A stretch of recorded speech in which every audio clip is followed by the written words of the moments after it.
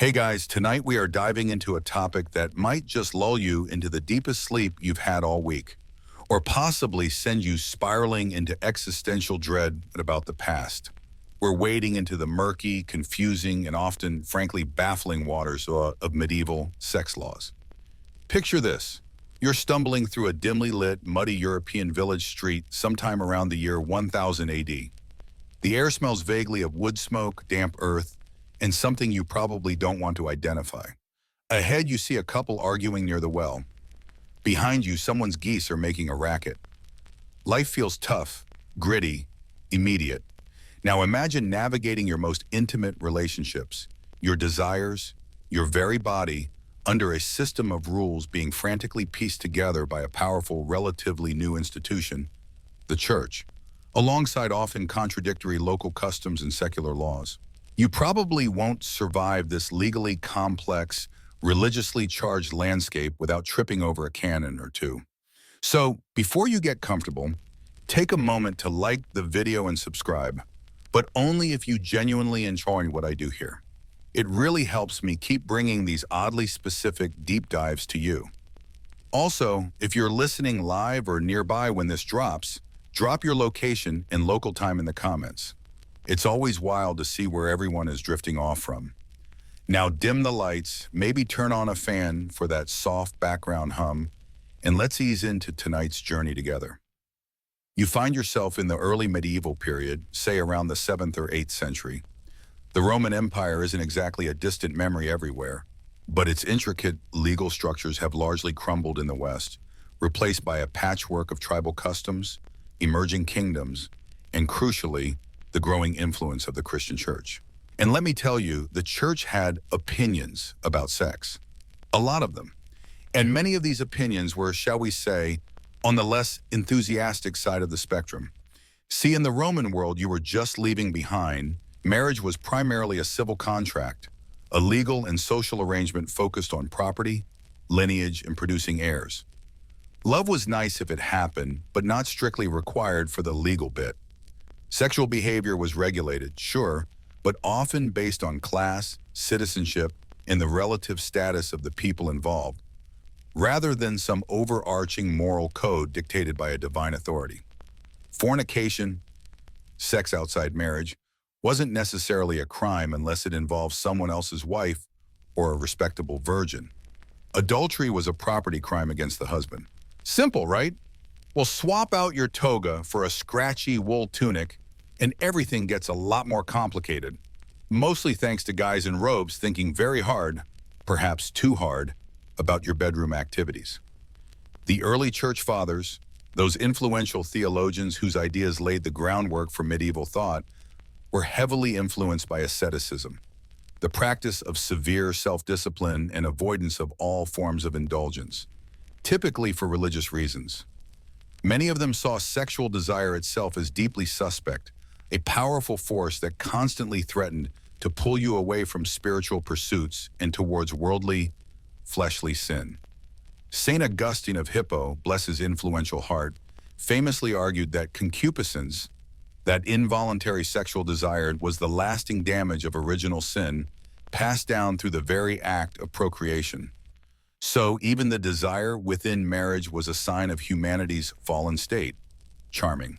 It's like saying your love of cheese is proof you're fundamentally broken.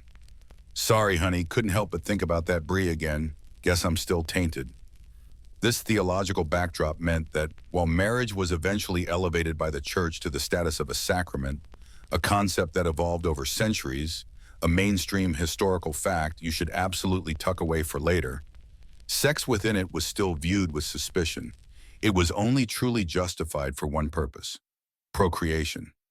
Any other reason, pleasure, intimacy, bonding, imagine, was at best a venial sin, something requiring a minor penance, and at worst, well, let's just say you'd need to confess it. This is where things start getting truly bizarre from a modern perspective. The penitentials, those handy little confessor guidebooks that listed sins and prescribed penances, detail all sorts of rules about when you could have sex with your own spouse. Not during Lent, not during Advent, Not on Sundays, not on feast days, not during menstruation, not during pregnancy, not while breastfeeding. You get the picture. Suddenly, the calendar looked less like a way to track the seasons and more like a minefield of potential damnation for your marital obligations.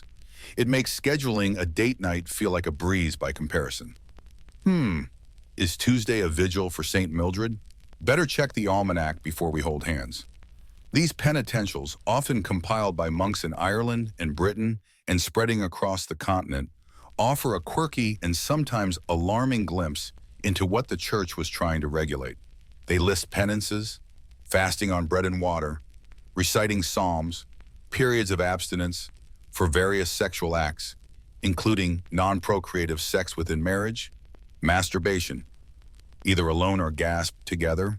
Yes, some texts specify conjugal masturbation as a sin, oral sex, anal sex, and anything else that wasn't straight-up missionary position procreation.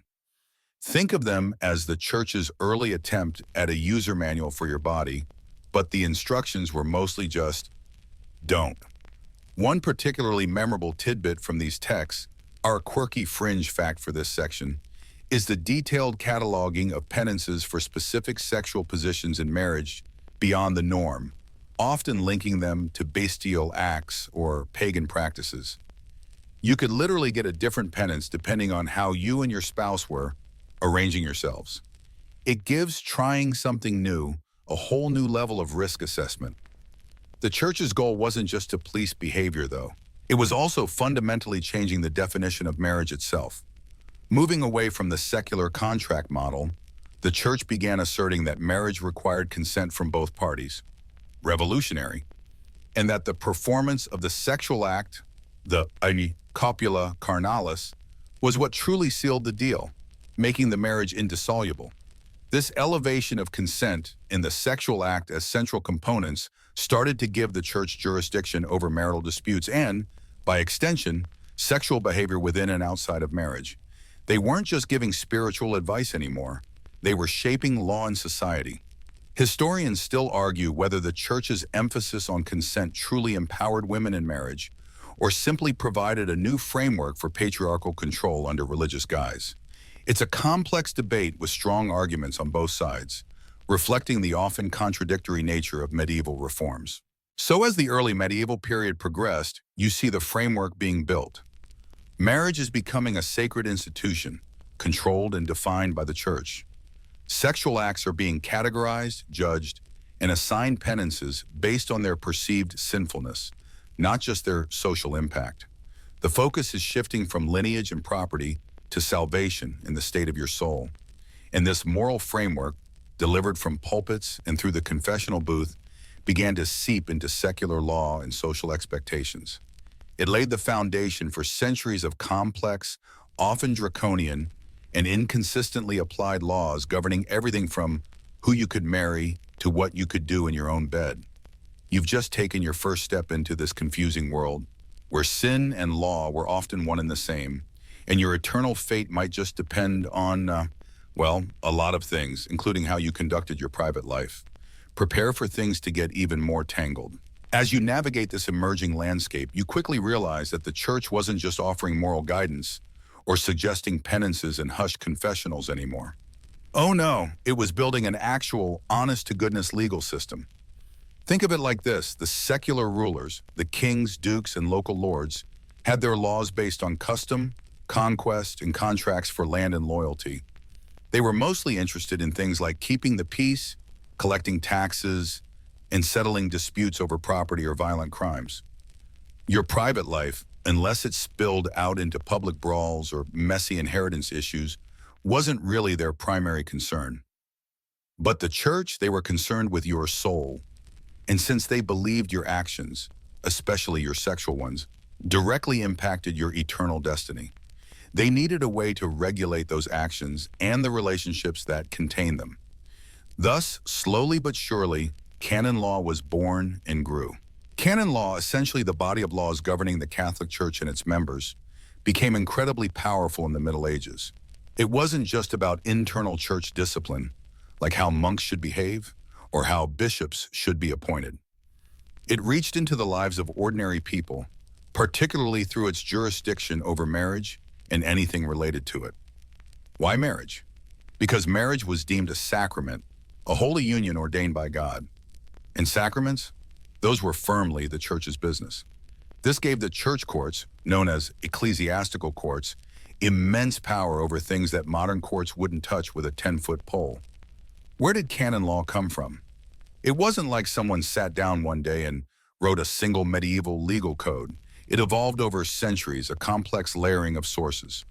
You had the Bible, particularly the New Testament epistles that touched on marriage and sexual morality. You had the writings of those early church fathers we talked about, whose opinions, however harsh or weird they might seem now, carried immense weight. Then there were the decrees of church councils, gatherings of bishops that made decisions on matters of doctrine and discipline, and increasingly you had the pronouncements of the popes in Rome, who issued decretals, essentially papal letters that became binding legal rulings. Imagine getting legal advice via letter from the ultimate authority figure, but it takes 6 months to arrive by snail mail and is written in dense Latin. Thrilling. This wasn't just a theoretical exercise. The church actively built the infrastructure to enforce these laws. Dioceses, the areas overseen by a bishop, established their own courts. These courts handled a vast array of cases, but a significant chunk of their workload involved marriage and sexual matters. You might find yourself in front of an ecclesiastical judge for anything from disputes over betrothal promises to accusations of adultery, fornication, or even more unusual sexual sins listed in those penitentials. These courts had real power. They could impose spiritual penalties like excommunication, which meant you were cut off from the sacraments and community, a terrifying prospect in a deeply religious society, or temporal penalties like fines, public penance, or even corporal punishment in some cases, though they generally couldn't impose the death penalty themselves.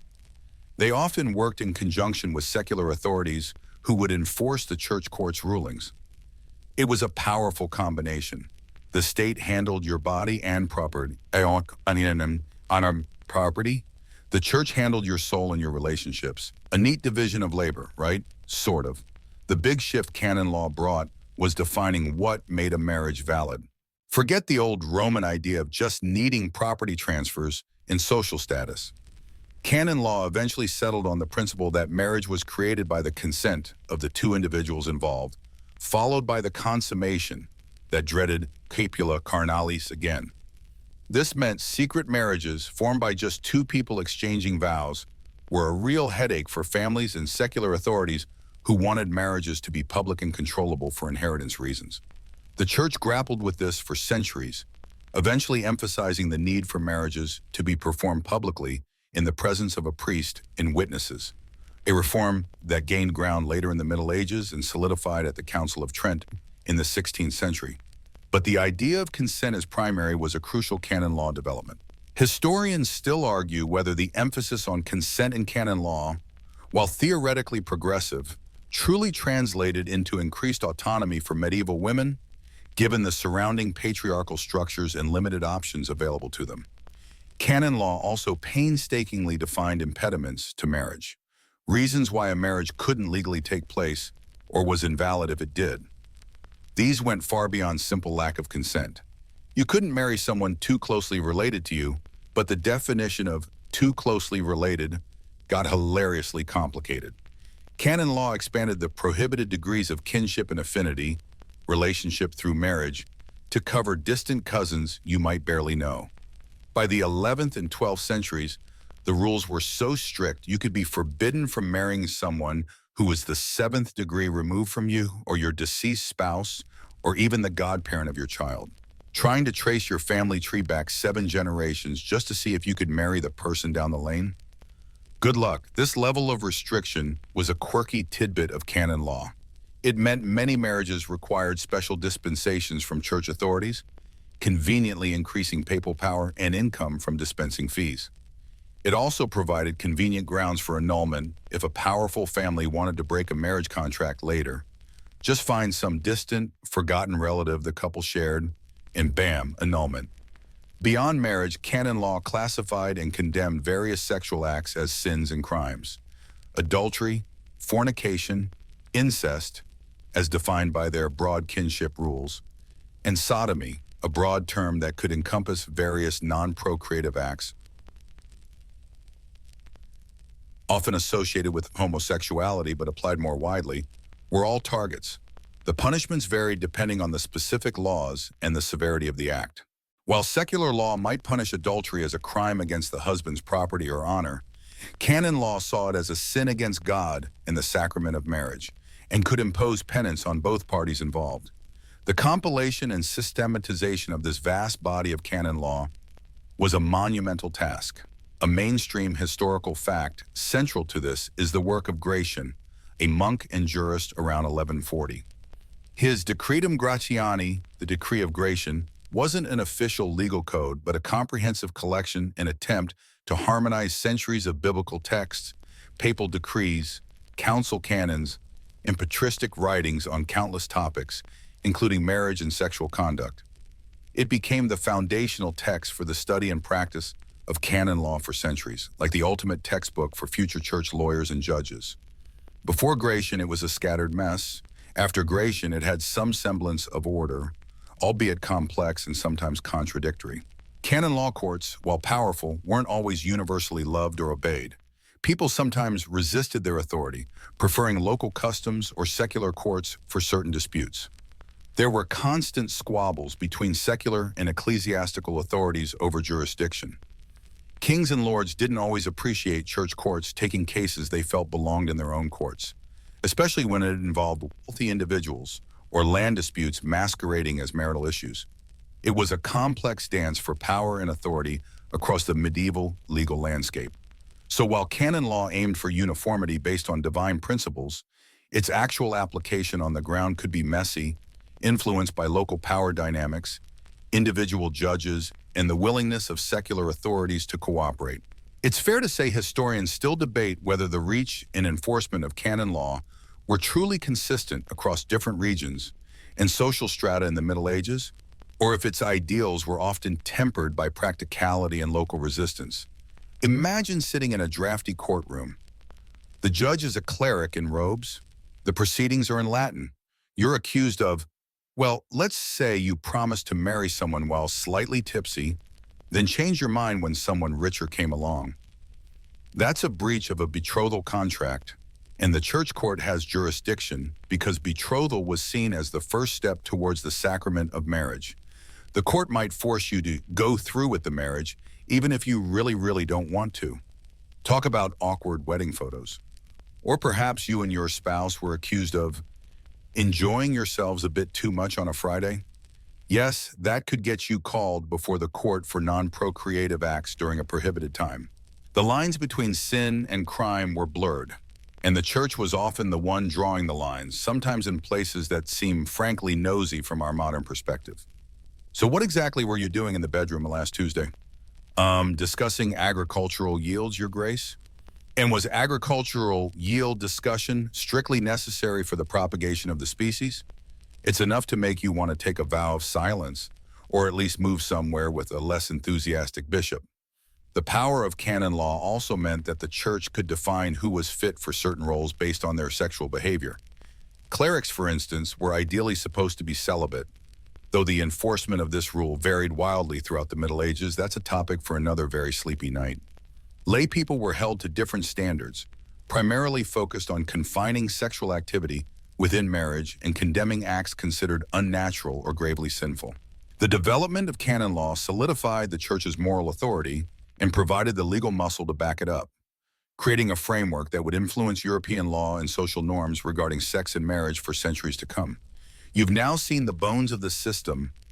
Next, we'll look at who was actually using these laws and how they were applied to the lives of medieval people. Now that you understand the framework, the canon law, and the church courts, let's step inside and see what actually went down. Imagine yourself summoned, or perhaps even bringing a complaint yourself, before one of these ecclesiastical judges. It's not like the stone castles or bustling town halls where the secular lords held court. These are often held within the cathedral precinct, maybe in a side chapel or a chapter house, somewhere distinctly holy, or at least official and echoing. The air might smell of old parchment and damp stone, and the language is probably Latin, which, unless you're particularly well-educated or a cleric yourself, means you're relying on translators or just trying to grasp the gist through intimidating glares and pointing fingers. The types of cases heard here are incredibly varied, but many of them circle back to relationships, sex, and marriage. A mainstream historical fact here is that ecclesiastical courts handled a disproportionately large number of cases related to marriage validity, betrothal disputes, and sexual conduct compared to secular courts, making them the primary legal venue for regulating personal life for many medieval people. Forget fighting over land or livestock for a moment. You're more likely to be here because you broke a promise to marry someone, or someone is claiming your marriage isn't valid. Or worse, you're accused of a sexual sin. Let's talk about marriage disputes first. Betrothal was a big deal. It was seen as a legally binding contract, often as serious as marriage itself, sometimes even requiring a public ceremony. If you promised to marry someone, even if it was just a private exchange of vows with a witness or two, and then tried to back out, the church court could potentially force you to go through with the marriage. Imagine the awkward wedding where the bride or groom was legally compelled to be there. It's like a medieval reality show about forced commitments. Tonight, on Arranged by Canon Law, Bartholomew tries to escape his vow to Mildred, made after 3 flagons of ale, but the bishop says, "I do," or "you pay." It made promises weighty, certainly, but also created plenty of drama if feelings, or richer potential spouses, changed. Then there were disputes over whether a marriage was actually valid. Canon law, as you recall, emphasized consent followed by consummation. But proving consent, especially if vows were exchanged in secret, was tricky. Did they really consent? Were they under duress? Were they too young? Were they already married? Bigamy was a serious offense. The rules about kinship and affinity were a massive source of invalidity claims. Remember those ridiculously complex degrees of relationship? Someone might challenge your marriage years later by claiming your spouse was a 7th cousin, once removed of your deceased husband's third cousin, thus making your marriage invalid due to affinity. These cases were gold mines for lawyers. Yes, they had them, though often clerics trained in canon law, and could drag on forever, often involving tracking down distant relatives and relying on community memory or shaky genealogies. Historians still argue whether the complexity of these kinship rules was a genuine attempt at upholding morality or a convenient tool for powerful families to dissolve inconvenient alliances and for the church to assert its authority and collect fees for dispensations or annulments. Annulment was the closest thing to divorce in the medieval church, but it was fundamentally different. It didn't dissolve a valid marriage. It declared that a marriage never validly existed in the first place because of some impediment, like kinship, pre-existing vows, non-consummation due to impotence, lack of true consent, etc. Separation, where you lived apart but were still married and couldn't remarry, was also possible, often granted for things like adultery, cruelty, or apostasy. But escaping a truly unhappy or abusive marriage was incredibly difficult if you couldn't prove an initial invalidity. You might find yourself trying to dig up evidence of some long-forgotten impediment, perhaps whispering to a lawyer, "My husband's grandmother's godparent, weren't they perhaps related to my great-uncle Bartholomew, the one who lived near the Whispering Woods?" It required historical detective work worthy of a modern ancestry website, but with much higher stakes. Beyond marriage itself, church courts dealt with straight-up sexual sins. Fornication, sex outside marriage; adultery, sex with someone else's spouse or your spouse having sex with someone else; and the broad category of sodomy were frequent subjects. These weren't just sins, they were crimes in the eyes of canon law. You could be brought to court on accusation, or sometimes the court itself might initiate proceedings based on public reputation or suspicion. This was more common later in the Middle Ages as the inquisitorial process developed. A quirky or fringe tidbit about these court cases is the emphasis placed on defamation linked to sexual accusations. If someone publicly accused you of being a whore or living in fornication, even if it was true, you could sue them in church court for defamation. because it damaged your reputation, which was vital in a small, interconnected community, and potentially led to public scandal, which was the church's business. Conversely, if you were accused of a sexual sin, the court case itself was often as much about your public standing and moral character as the act itself.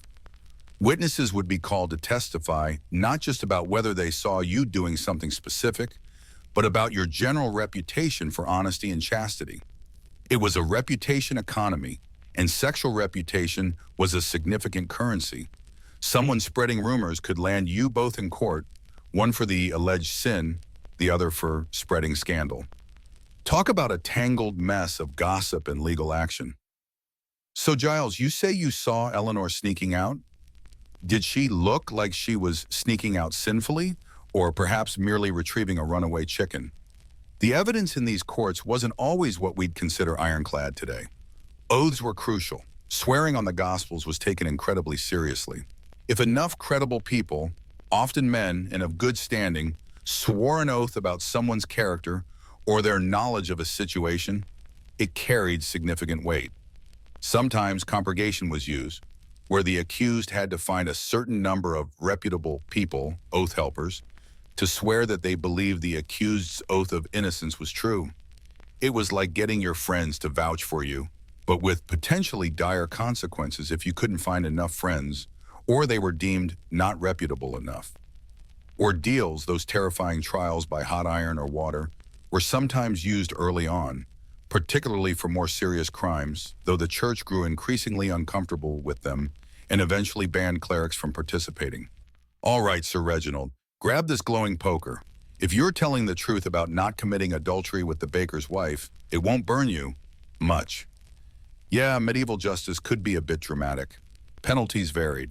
For less serious sins like fornication or minor breaches of marriage rules, you might be assigned a penance, fasting, prayer, pilgrimage, or public humiliation like standing outside the church during Mass wearing a penitential garment or holding a candle. For more serious offenses like persistent adultery or sodomy, the penalties could escalate to fines, public scourging, carried out by secular authorities at the church's behest, or even excommunication, the most feared penalty. Excommunication meant you were cut off from the sacraments, from Christian burial, and essentially ostracized from the community. In a deeply religious society where your social life, business dealings, and eternal salvation were tied to the church, this was a devastating punishment, far worse for many than a fine or even a physical beating. It was the spiritual equivalent of being canceled, but with eternal consequences. Who brought these cases? Not just the clergy prosecuting sinners. Ordinary people used these courts. Women whose access to secular courts was often limited could bring cases regarding betrothal breaches, marital cruelty, or even sue men for slandering their reputation with sexual accusations. Families used them to sort out inheritance issues tied to marriage validity. Individuals used them to seek separation or attempt to prove their marriage was invalid if they were unhappy or wanted to remarry. It wasn't just the church imposing morality. It was a complex legal system used by people for their own purposes, for both good and ill. Historians still debate whether the accessibility of these courts to ordinary people, particularly women, genuinely empowered them, or simply subjected them to another layer of patriarchal control under the guise of moral correction. So you might be in court because your neighbor spread a rumor, or because your promised spouse ran off with a wealthier merchant, or because you and your wife were caught engaging in unnatural acts, which could be defined quite broadly and confusingly, often drawing from those old penitentials we mentioned. The proceedings were slow, formal, and steeped in religious authority. The judgments could range from mildly embarrassing public penance to life-altering excommunication or forced marriage. It was a system that reached deep into the most private aspects of life, regulating not just public order, but personal morality and relationships with a rigor that seems almost unbelievable today. You're navigating a world where who you sleep with, who you promise to marry, and even what people say about it can land you in a serious legal battle, overseen by robed clerics citing ancient texts and papal decrees. It's a far cry from swiping left, isn't it? Next, let's delve into some of the specific sins and behaviors the church was particularly keen to regulate, moving beyond the general court system to the acts themselves. So you've navigated the ancient halls, felt the weight of Latin phrases hanging in the air, and perhaps even witnessed a public shaming. Now let's get down to the specific behaviors that could land you in that predicament. Because while the church court handled a lot, defamation, breaking oaths, disputes over wills, even sometimes witchcraft, their focus, especially when it came to personal life, was relentlessly on sex. It's almost like they believed the road to hell was paved with, well, you get the idea. And they had a whole taxonomy of sexual misdeeds, carefully categorized and ranked in terms of severity.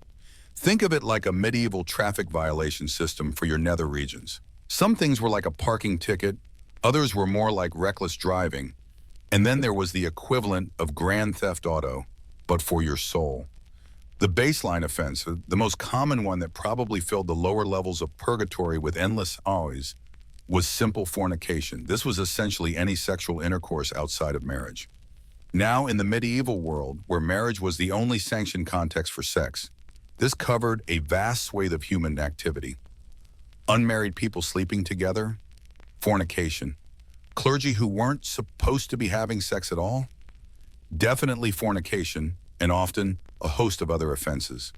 A widow and widower sharing a bed without tying the knot, still fornication, even if they were both consenting adults and nobody else was involved.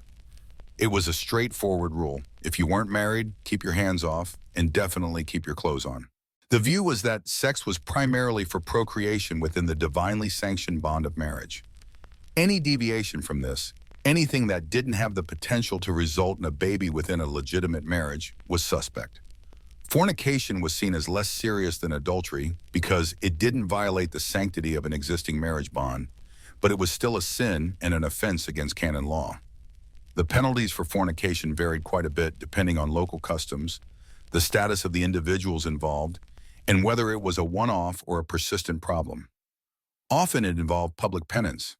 You might have to stand outside the church door during Mass, holding a candle, wearing a white sheet, or some other penitential garment. Humiliating, absolutely, but usually not physically brutal unless you were a repeat offender or defiant. Sometimes there were fines, sometimes a set number of prayers or fasts.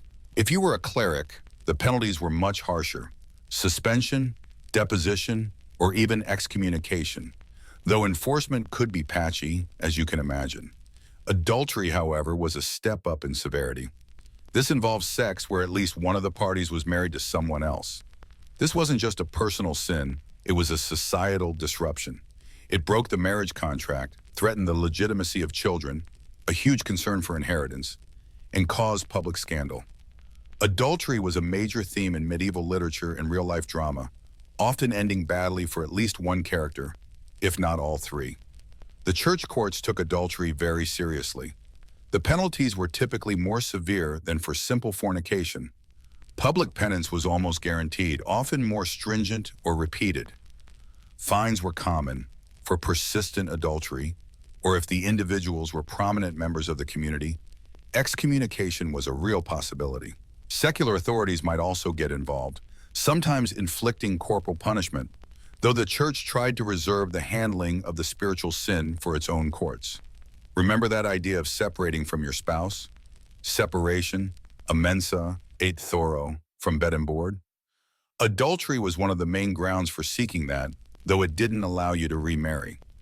A mainstream historical fact here is that while secular law often treated adultery differently based on gender, sometimes only punishing the wife or her partner, canon law theoretically applied the prohibition equally to both men and women, though societal norms and court practices could still lead to unequal outcomes in practice. It was a sin for both, but a wife's adultery had bigger implications for inheritance and family lineage, which likely influenced how cases were pursued and perceived. Imagine the whispers and pointed fingers if a prominent lady was accused versus a lesser-known man. Reputations could be utterly destroyed. Now let's talk about the big one, the sin that lurked in the shadows and struck fear into hearts: sodomy. This term is tricky because its definition in the Middle Ages was incredibly broad and also frustratingly vague and inconsistent. It didn't just mean what we might think of today. Sodomy, or crimes against nature, could encompass a huge range of non-procreative sexual acts. This included same-sex relations, yes, but it also included bestiality, masturbation, contraception, considered an attempt to thwart God's will for procreation, anal sex or oral sex even within marriage, or any position deemed unnatural or against nature by various theologians and penitentials. The reasoning often went back to the idea that sex was solely for procreation. Anything diverting from that purpose, regardless of who was involved, could potentially be labeled as a crime against nature. The severity with which sodomy was viewed is hard to overstate.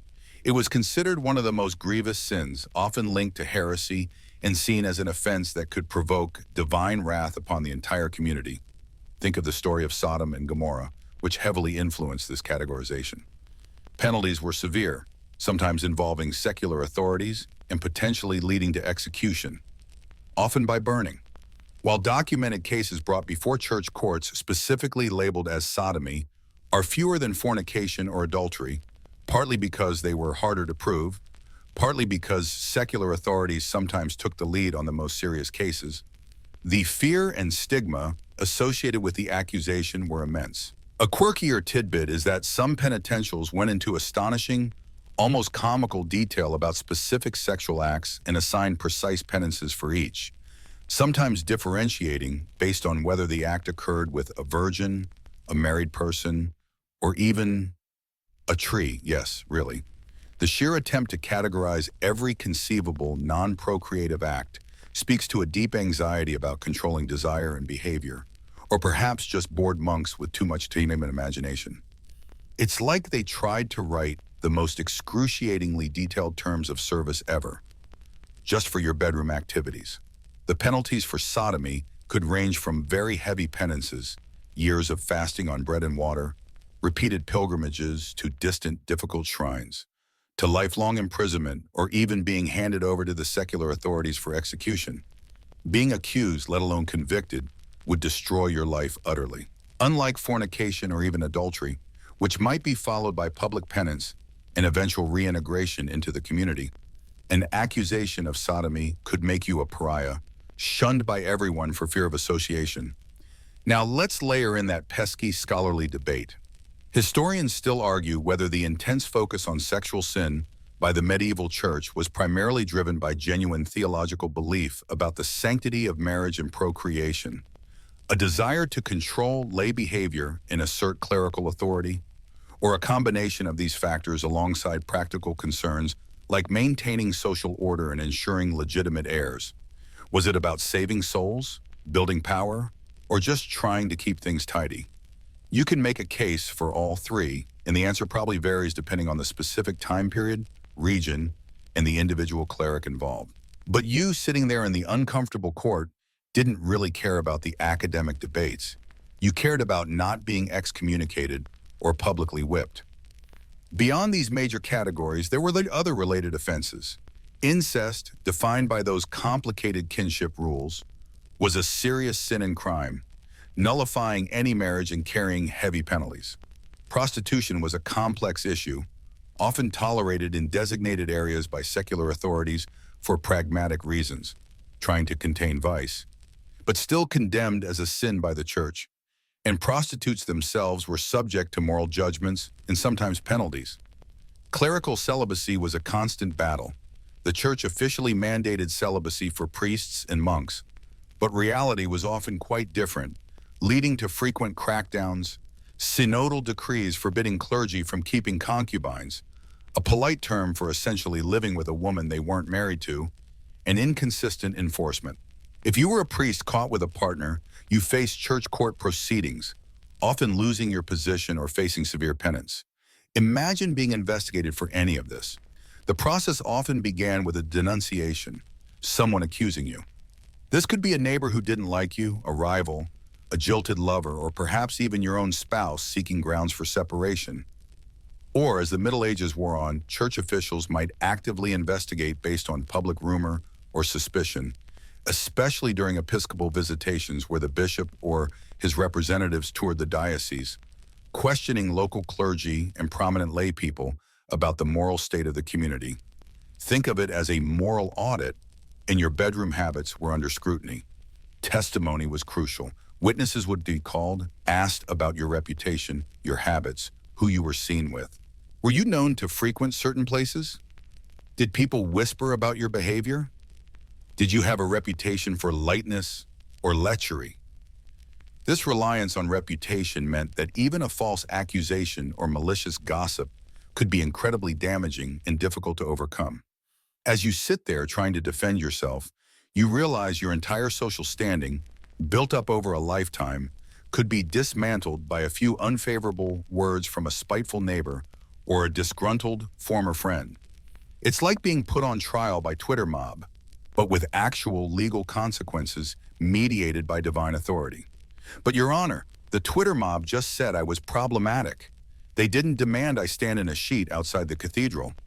The court procedure itself could be slow and formal. You'd be questioned, probably in Latin, through translators or relying on your own wits if you had any education.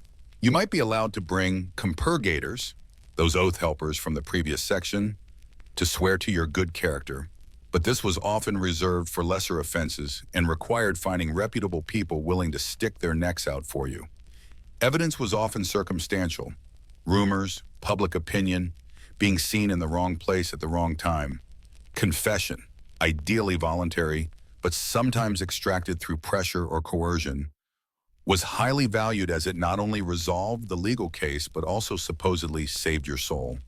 The psychological impact of these proceedings must have been immense. You weren't just facing earthly punishment, you were facing judgment from God, mediated by his representatives on earth. The language of the court, the solemnity of the setting, the focus on sin and salvation, it was designed to impress upon you the gravity of your actions, not just in this life, but the next. Facing excommunication meant being cast out, not just from the community, but from the possibility of salvation through the sacraments. It was a terrifying prospect for a person living in a society where belief in heaven and hell was utterly central to their worldview. So you've run the gamut, from a sneaky kiss outside of marriage, minor penance if caught, to something deemed an act against nature, potentially execution. The Church, through its courts and moral teachings, attempted to create a framework for human sexuality that was incredibly rigid and procreation-focused, clashing constantly with the messier, more complex reality of human desire and relationships. They tried to categorize, regulate, and punish behaviors that modern societies often consider private matters or at least handle under entirely different legal systems. Imagine trying to explain medieval canon law on fornication to a modern dating app user.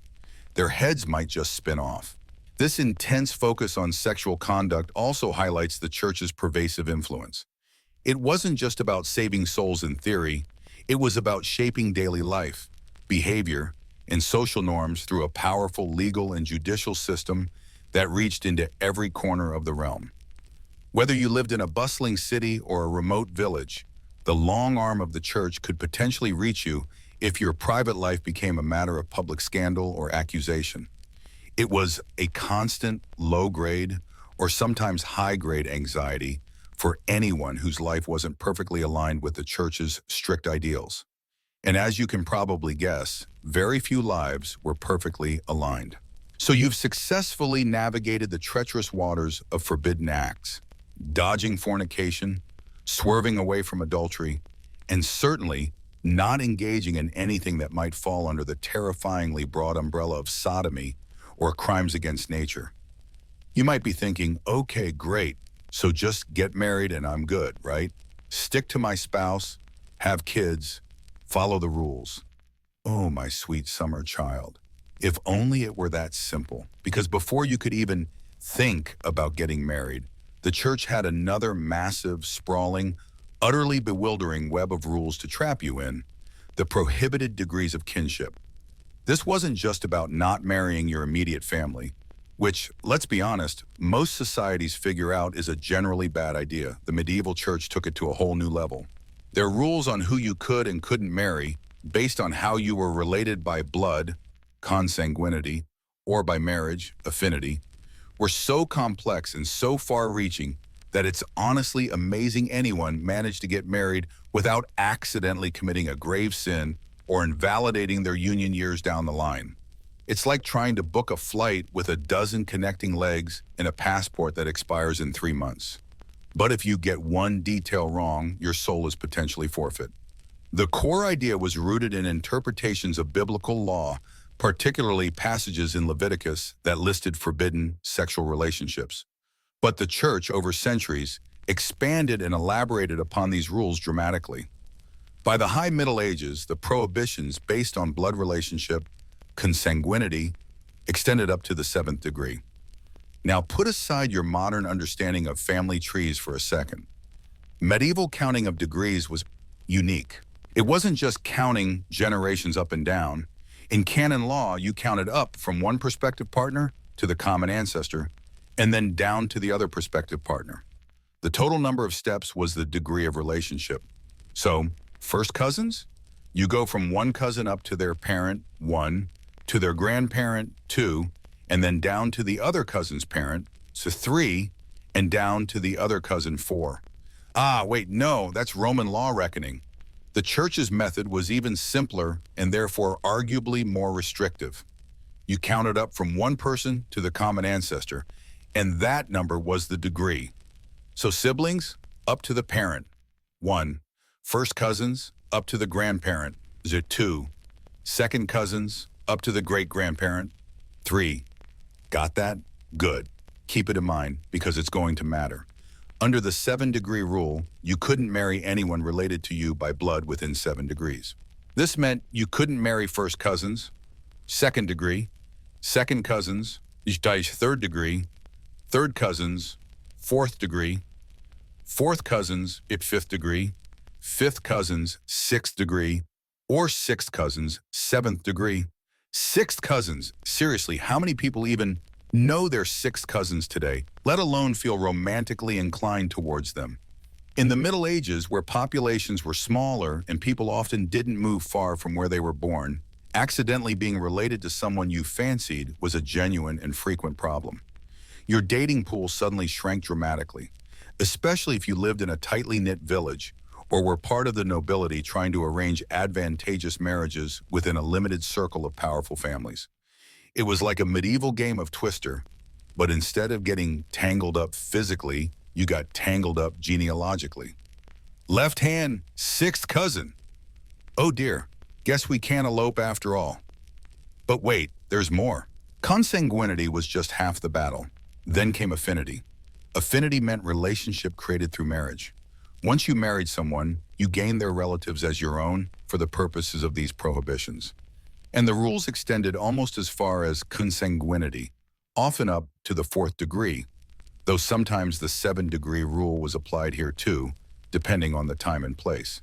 This meant you couldn't marry someone related to your deceased spouse by blood within those degrees. So, your late husband's first cousin, off limits. Your late wife's second cousin, also likely off limits. And it got even weirder. Affinity could extend through illicit sexual relationships too. Some interpretations held that if you had sex with someone, you created an affinity relationship with their relatives, even if you didn't marry.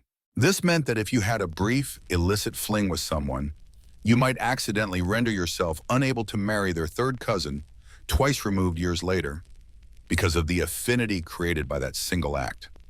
Trying to keep track of your own sexual history and the family trees of every person you'd ever, well, you get it, suddenly became a matter of profound legal and spiritual importance. It's enough to make you want to take a vow of silence, move into a cave, and never speak to another human again, just to be safe. Then there was spiritual kinship. This was a particularly quirky or fringe tidbit of medieval law. When you became a godparent to a child, you entered into a spiritual relationship with that child and their parents. This spiritual kinship could also create prohibited degrees for marriage. You couldn't marry your godchild or the godparent of your own child, or even sometimes the parents of your godchild. The idea was that the spiritual bond was akin to a blood bond, creating a new family unit in the eyes of God. Imagine trying to explain that at a medieval wedding. Any reason these two shouldn't be joined? Well, father, it turns out Agnes's father was the godfather of Thomas's third cousin's wife's brother's godson. The cleric would sigh, pull out a massive parchment scroll, and start drawing diagrams. Why were these rules so extensive and complicated? Historians still argue whether the primary motivation was genuine theological concern based on interpretations of Scripture and a desire for moral purity, or if it was a strategic move to increase the church's power and wealth. By creating such broad prohibitions, the church could potentially 1. Prevent powerful noble families from consolidating power through marriage alliances, forcing them to seek spouses outside their immediate powerful circle. 2. Increase its own authority by making itself the arbiter of who could and couldn't marry. 3. Generate income through granting dispensations. Yes, you could get permission to marry someone within the prohibited degrees, but you usually had to pay for it, sometimes handsomely, especially if you were wealthy or influential. This made the church a significant player in the marriage market, particularly for the elite. A mainstream historical fact is that the Fourth Lateran Council in 1215 reduced the prohibited degrees from 7 to 4, acknowledging that the 7-degree rule was practically impossible to enforce and track for the vast majority of the population, and was causing widespread issues. Even reducing it to 4 degrees, meaning you generally couldn't marry first cousins or anyone related by affinity within the same range, still left plenty of room for complications. The consequences of violating these rules were severe. If you married someone within the prohibited degrees, the marriage was considered null from the beginning. This meant it was never a valid marriage in the eyes of the church. This could be discovered and declared years, even decades after the wedding, after you had built a life together and had children. Your marriage could be retroactively annulled, your spouse declared not your spouse, and your children declared illegitimate. This had devastating social and legal repercussions. Illegitimate children usually couldn't inherit property or titles, potentially throwing entire successions into chaos. Your reputation would be ruined. The shame and scandal would be immense. Imagine being told after 20 years of marriage and 5 kids that your entire life together was a sin and never actually happened in God's eyes, all because your great-great-grandmothers were sisters. It's like finding out the warranty on your soul expired the day after you were born. Seeking an annulment could also be a political tool. Powerful individuals or families might seek to have a rival's marriage annulled by finding a distant kinship connection, perhaps to seize land or eliminate a claim to inheritance. Accusations of marriage within prohibited degrees were sometimes used in political power struggles, adding another layer of anxiety to your life. It wasn't enough to just be properly married. You had to be sure no one could prove you weren't based on some forgotten relative 2 centuries ago. Documenting your lineage became crucial, but record-keeping in the Middle Ages wasn't exactly the slick operation we have today. Proving or disproving distant kinship could be incredibly difficult. It often relied on oral testimony, community knowledge, and patchy family records, if any existed. This difficulty is precisely why the 7-degree rule was eventually impractical and scaled back. It was almost impossible for most people to know their family tree back 7 generations or track complex affinity links. This was another area where local knowledge and community reputation played a huge role, sometimes for better, sometimes for worse. So, you contemplating marriage found yourself needing to become an amateur genealogist. You had to interview older relatives, ask around the village, and hope no one had any scandalous stories about distant uncles or aunties whose relationships might now complicate your own. You'd talk to the priest, who might pull out the relevant canon law texts and ask you a series of questions about your family history that felt more like an interrogation than a premarital chat. And your father's second cousin? Did she have a child? And did that child ever marry? And did you attend that wedding? Were there any questionable dances? It was a bureaucratic nightmare wrapped in a theological puzzle. The need for dispensations highlights the tension within the system. While the church established these broad rules, it also created a mechanism to bypass them.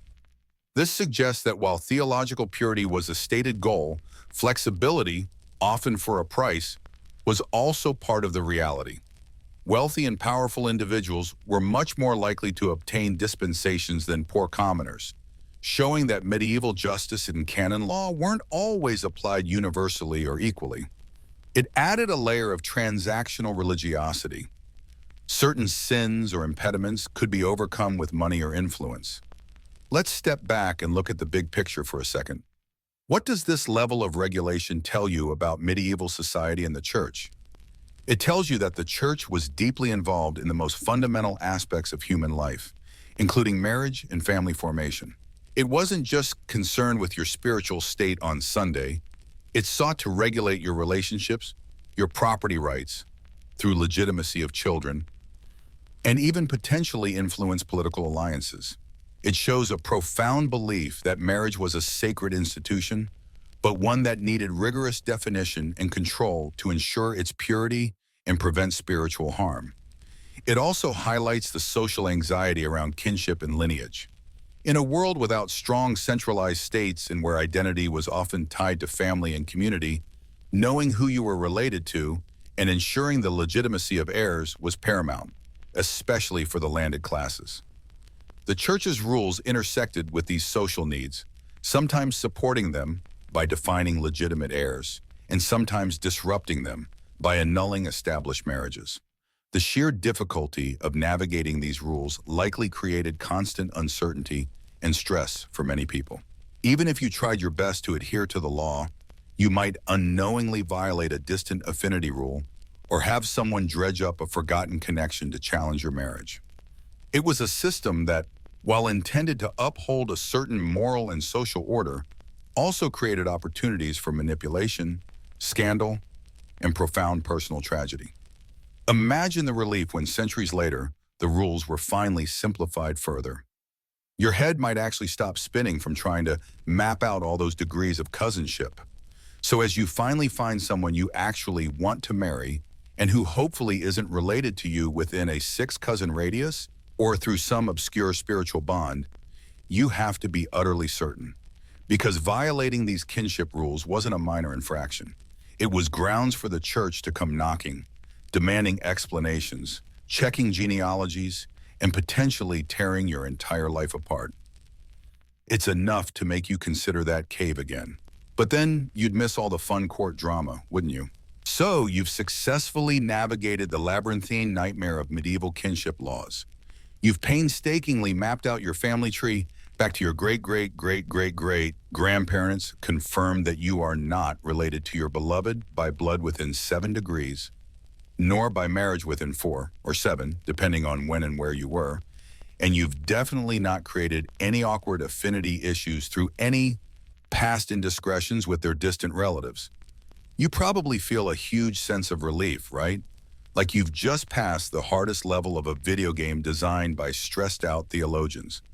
You might be thinking, great, we can get married now. Just head to the church, say I do bro, and we're golden. Oh, bless your optimistic, modern heart. Getting married in the Middle Ages was less about a simple ceremony and more about a series of legal hurdles, potential pitfalls, and the ever-present possibility that you were somehow doing it wrong, potentially invalidating the whole thing. The church, having firmly established marriage as a sacrament and brought it under its own jurisdiction, had a lot of opinions on how it should happen. At the core of the medieval understanding of marriage, at least theoretically, was consent. This is a mainstream historical fact.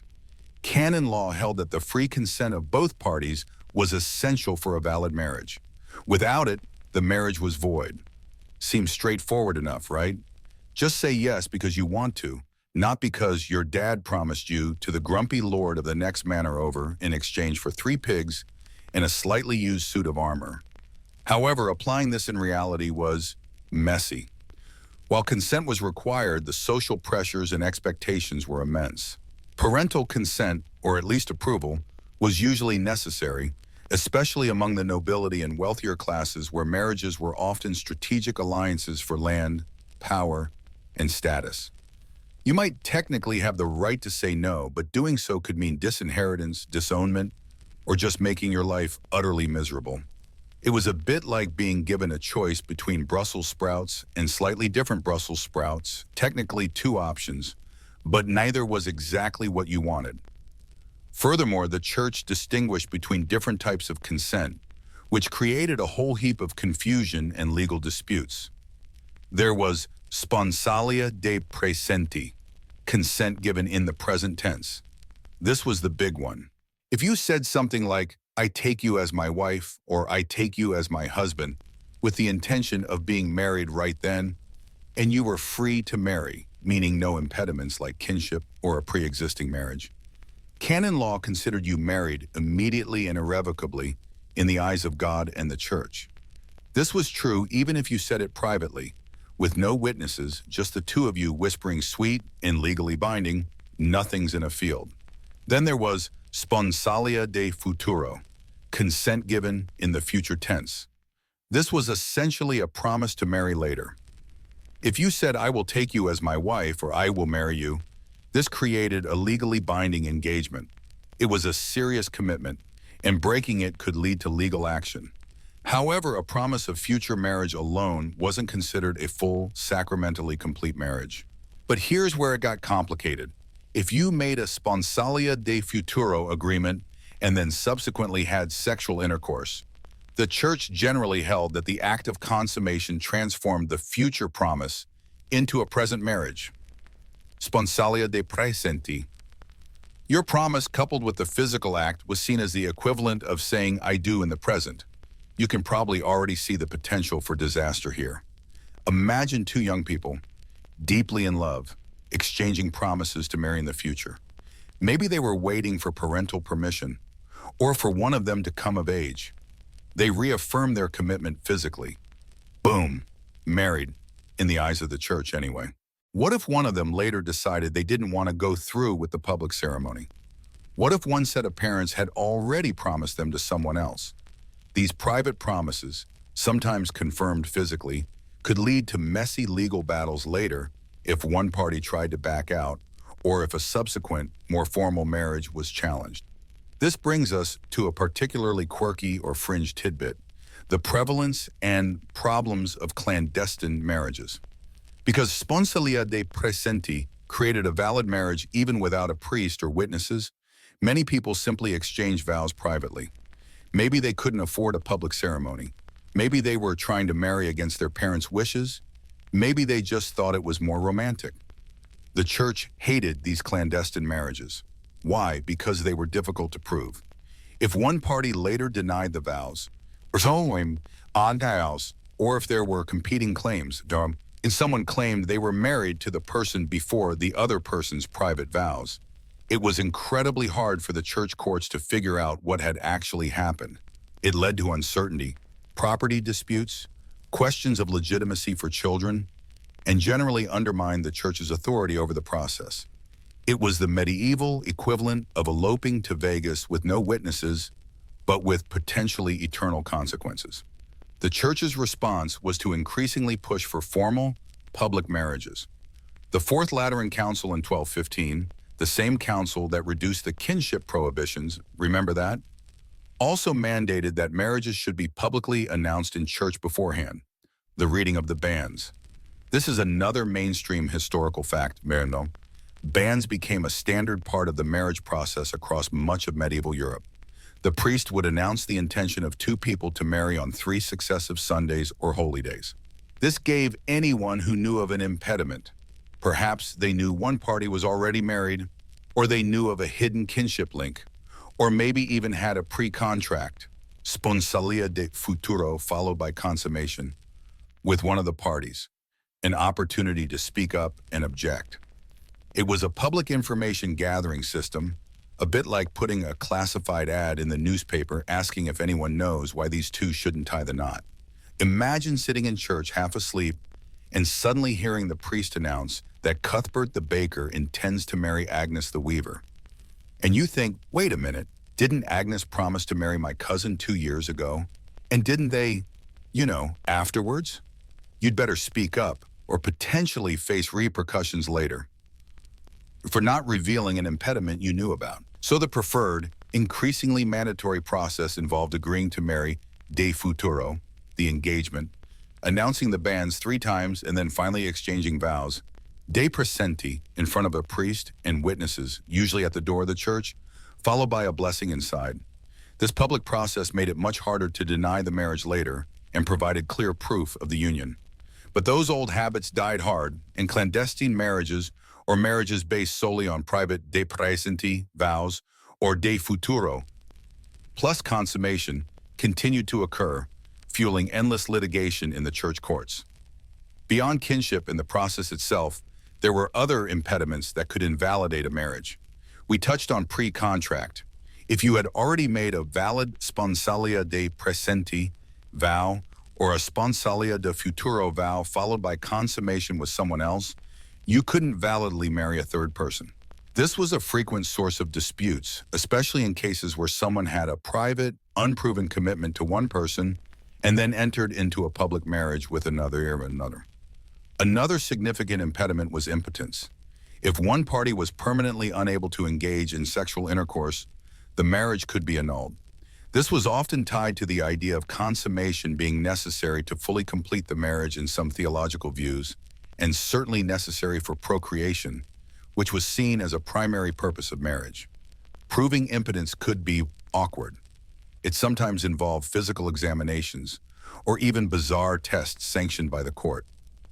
One infamous test involved placing the couple in a bed surrounded by witnesses and encouraging them to attempt intercourse, with witnesses listening outside. Yes, really. Talk about performance anxiety. Okay, everyone's waiting. Just relax. Remember, the reason for this is holy matrimony. And also that if you fail, your marriage is void and your reputation's ruined. No pressure. Existing marriage was obviously an impediment. Polygamy was forbidden in Western Christianity. If you were already validly married to someone else, you couldn't enter into another marriage. This sounds simple, but again, given the issues with proving clandestine marriages or pre-contracts, it wasn't always easy to determine if someone was already validly married in the first place. Force or coercion also invalidated consent. If you were forced into a marriage against your will, it wasn't considered a valid union in the eyes of the church. However, proving coercion could be difficult, especially if it involves subtle pressure from family or feudal lords rather than overt physical threat. Did you really consent? Or did you just feel you had absolutely no other choice for economic or social reasons? Historians still argue whether the church's emphasis on consent genuinely empowered individuals, particularly women who were often subject to arranged marriages, or if social and economic realities meant free consent, was often more theoretical than practical for most people. The complexity of these rules and the potential for disputes meant that marriage law cases were a staple of the church courts. If your marriage was challenged, or if you wanted to challenge someone else's, you ended up in the court of the local bishop or archbishop. These courts heard evidence, often relying on the testimony of witnesses, and passed judgment based on canon law. Winning or losing could have massive implications for your life, your property, and the legitimacy of your children. It wasn't a quick process either. These cases could drag on for years, consuming your time, money, and emotional energy. It was like a medieval divorce court, but with more Latin and a higher risk of eternal damnation if you lied. Trying to navigate this maze would have been incredibly stressful.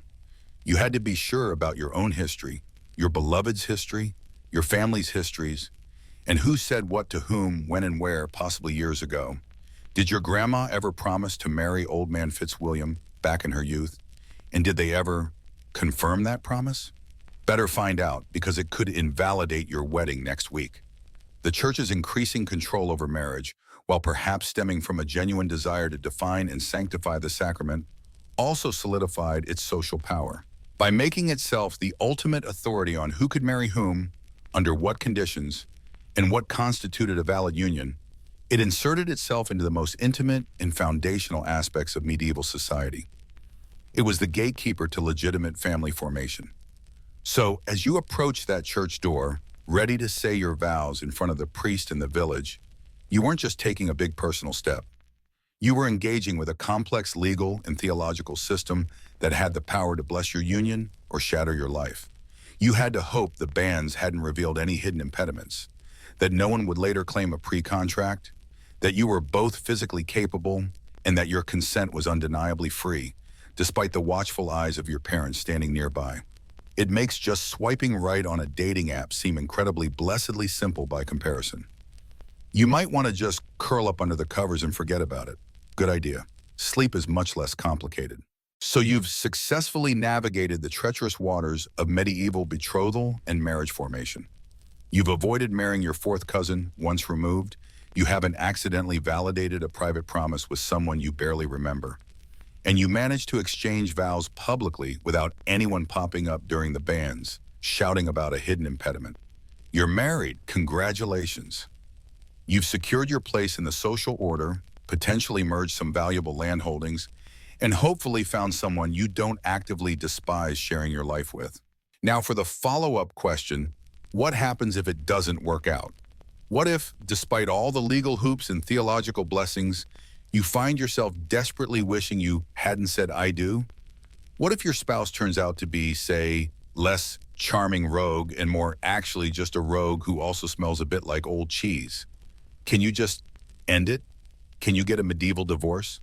Well, this is where things get complicated again, but in a different, arguably more frustrating way than the marriage rules. The short answer is sort of, but probably not in the way you're thinking.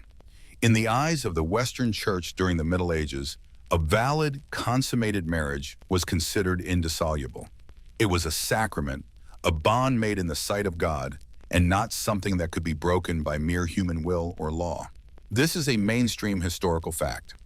The Church's official stance was that a valid marriage, a vinculo matrimoniae from the bonds of marriage, was impossible to dissolve, meaning you couldn't just get a divorce and remarry someone else like you might in the modern world. But, and this is a very big but, in medieval legal history, there were ways for people trapped in unhappy or impossible unions to alter their situation, primarily through annulment and separation. Let's tackle annulment first, because it's fundamentally different from modern divorce. An annulment wasn't the dissolving of a valid marriage. It was the declaration that the marriage never existed in the first place because of a fundamental defect or impediment that was present at the time the vows were exchanged. Remember all those impediments we talked about last section? Kinship within the prohibited degrees, spiritual kinship, godparents, etc. In pre-contract with someone else, lack of free consent, though this was hard to prove, impotence, or one party being already married. If you could prove one of these existed, when you got married, you could petition the church court for an annulment. Think of it like this. A modern divorce is like tearing up a completed contract. An annulment is like a court saying, hold on, this contract was invalid from the start because one of the parties wasn't legally allowed to sign it, or they were signing under duress, or the subject of the contract was illegal. The legal effect was that you were deemed never to have been married, which meant both parties were free to marry someone else. Your children, however, might face questions about their legitimacy unless specific provisions were made or the impediment was one that didn't inherently invalidate the children, like certain degrees of kinship or spiritual kinship, which could sometimes be dispensed with retroactively. Seeking an annulment was not a casual undertaking. You had to bring your case before the church court, usually the bishop's court in your diocese. This involved presenting a formal petition, gathering evidence, and finding witnesses willing to testify on your behalf. Imagine trying to prove, years into your marriage, that your spouse was actually your seventh cousin. You'd need elderly relatives or village gossips to testify about distant family connections they remembered from decades ago. Yes, my Lord Bishop, I distinctly recall Great-Aunt Matilda saying that young Geoffrey's grandmother's uncle was married to Eleanor, whose sister was, if memory serves, the third wife of the great-grandson of the man who sold us that pig in '83. And I believe that pig seller was somehow related to Agnes's maternal grandfather. It could get convoluted very quickly. Proving something like pre-contract was also a nightmare. You would need witnesses who were present when the private vows were exchanged, or perhaps who knew about the subsequent consummation. If it was just the two of you, it was often a case of he said, she said, and the court would have to weigh the credibility of the parties and any circumstantial evidence. Proving impotence was perhaps the most awkward, as we briefly touched upon. While the bizarre observation tests were sometimes used, more commonly it relied on medical testimony, if available, and medical is a loose term here, or, again, witness accounts, though how witnesses would credibly testify to a couple's bedroom activities without being, well, let's just say improperly involved, is left as an exercise for your sleepy imagination. One slightly quirky or fringe tidbit in annulment cases related to impotence was the possibility of testing whether the condition was permanent or temporary, sometimes involving folk remedies or even accusations of witchcraft or magical binding preventing performance. Imagine having to explain to the bishop's court that you suspect your inability to perform conjugal duties is due to a spell cast by your neighbor who owns too many cats. Not exactly a strong legal argument, but it shows the kinds of things that could surface in these often desperate attempts to find a loophole. The length and expense of annulment proceedings meant that they were often more accessible to the wealthy and powerful who could afford the legal fees, travel, and the time it took. For ordinary people, the path to annulment was much harder to pursue. It wasn't impossible, but it required significant resources or undeniable evidence that was hard to ignore, like proof that one spouse was already married to someone else. Then there was separation, or divorce, a menso et thoro, a divorce from table and bed. This was granted by the church courts in cases where the marriage was valid, but conditions were such that the spouses could no longer be reasonably expected to live together. The most common grounds were adultery and severe cruelty or abuse. If you successfully petitioned for a separation, the court would allow you to live apart. You were no longer required to share a home or a bed, hence, from table and bed. However, and this is the crucial part, you were still legally married in the eyes of the church. You could not remarry while your spouse was alive. If you did, you would be committing bigamy. Your second marriage would be invalid, and any children from it might be considered illegitimate. Separation offered physical distance and relief from a dangerous or unbearable living situation, but it did not offer freedom to form a new family. It was essentially a legal way to live separately without being accused of desertion or adultery yourself, unless, of course, you were the one who committed adultery in the first place, which was grounds for separation sought by the innocent party. For many, particularly women trapped in abusive marriages, separation might have been the best outcome they could hope for, offering safety but leaving them in a kind of legal limbo, still married, unable to remarry, and potentially facing economic hardship if they weren't the party with property or means. So while absolute divorce, a vinculo matrimoni, was generally not possible for a valid, consummated medieval marriage, annulment offered a path to declare the marriage void from the beginning based on pre-existing impediments, allowing remarriage. Separation offered a legal way to live apart due to issues arising during the marriage, like adultery or cruelty, but without the right to remarry. This system, while perhaps intended to uphold the sanctity of marriage, created significant social complexities. People trapped in miserable marriages had limited options. Abandonment certainly occurred, with one spouse simply leaving and perhaps attempting to start a new life elsewhere, but this carried legal risks if the abandoned spouse chose to pursue the matter. And again, any subsequent union would not be recognized as a valid marriage. For the truly desperate, entering a monastery or convent could, in theory, offer a way out, as entering religious orders was seen as a form of spiritual death that dissolved earthly bonds. But this was a drastic step and often required the other spouse's consent, or at least a legal process to ensure the remaining spouse was provided for. Historians still argue whether the complexities of medieval marriage and annulment laws were primarily a tool for the church to exert control and wealth through court fees and dispensations, as dispensing with certain impediments, like kinship, was sometimes possible for a price, or if they genuinely reflected a deep theological commitment to the sacredness of the marital bond, albeit applied through incredibly complex and sometimes contradictory rules. Perhaps it was a bit of both. The church's emphasis on consent, while often constrained by social realities, could theoretically offer leverage, but the primary avenues for ending a marriage, annulment, and separation were heavily policed by the church courts and often favored those with resources. Imagine trying to navigate this.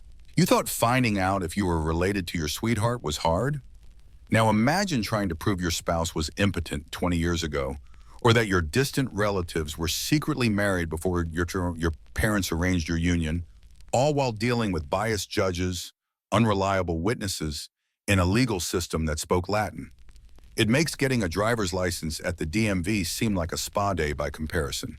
The legacy of this medieval system is still with us.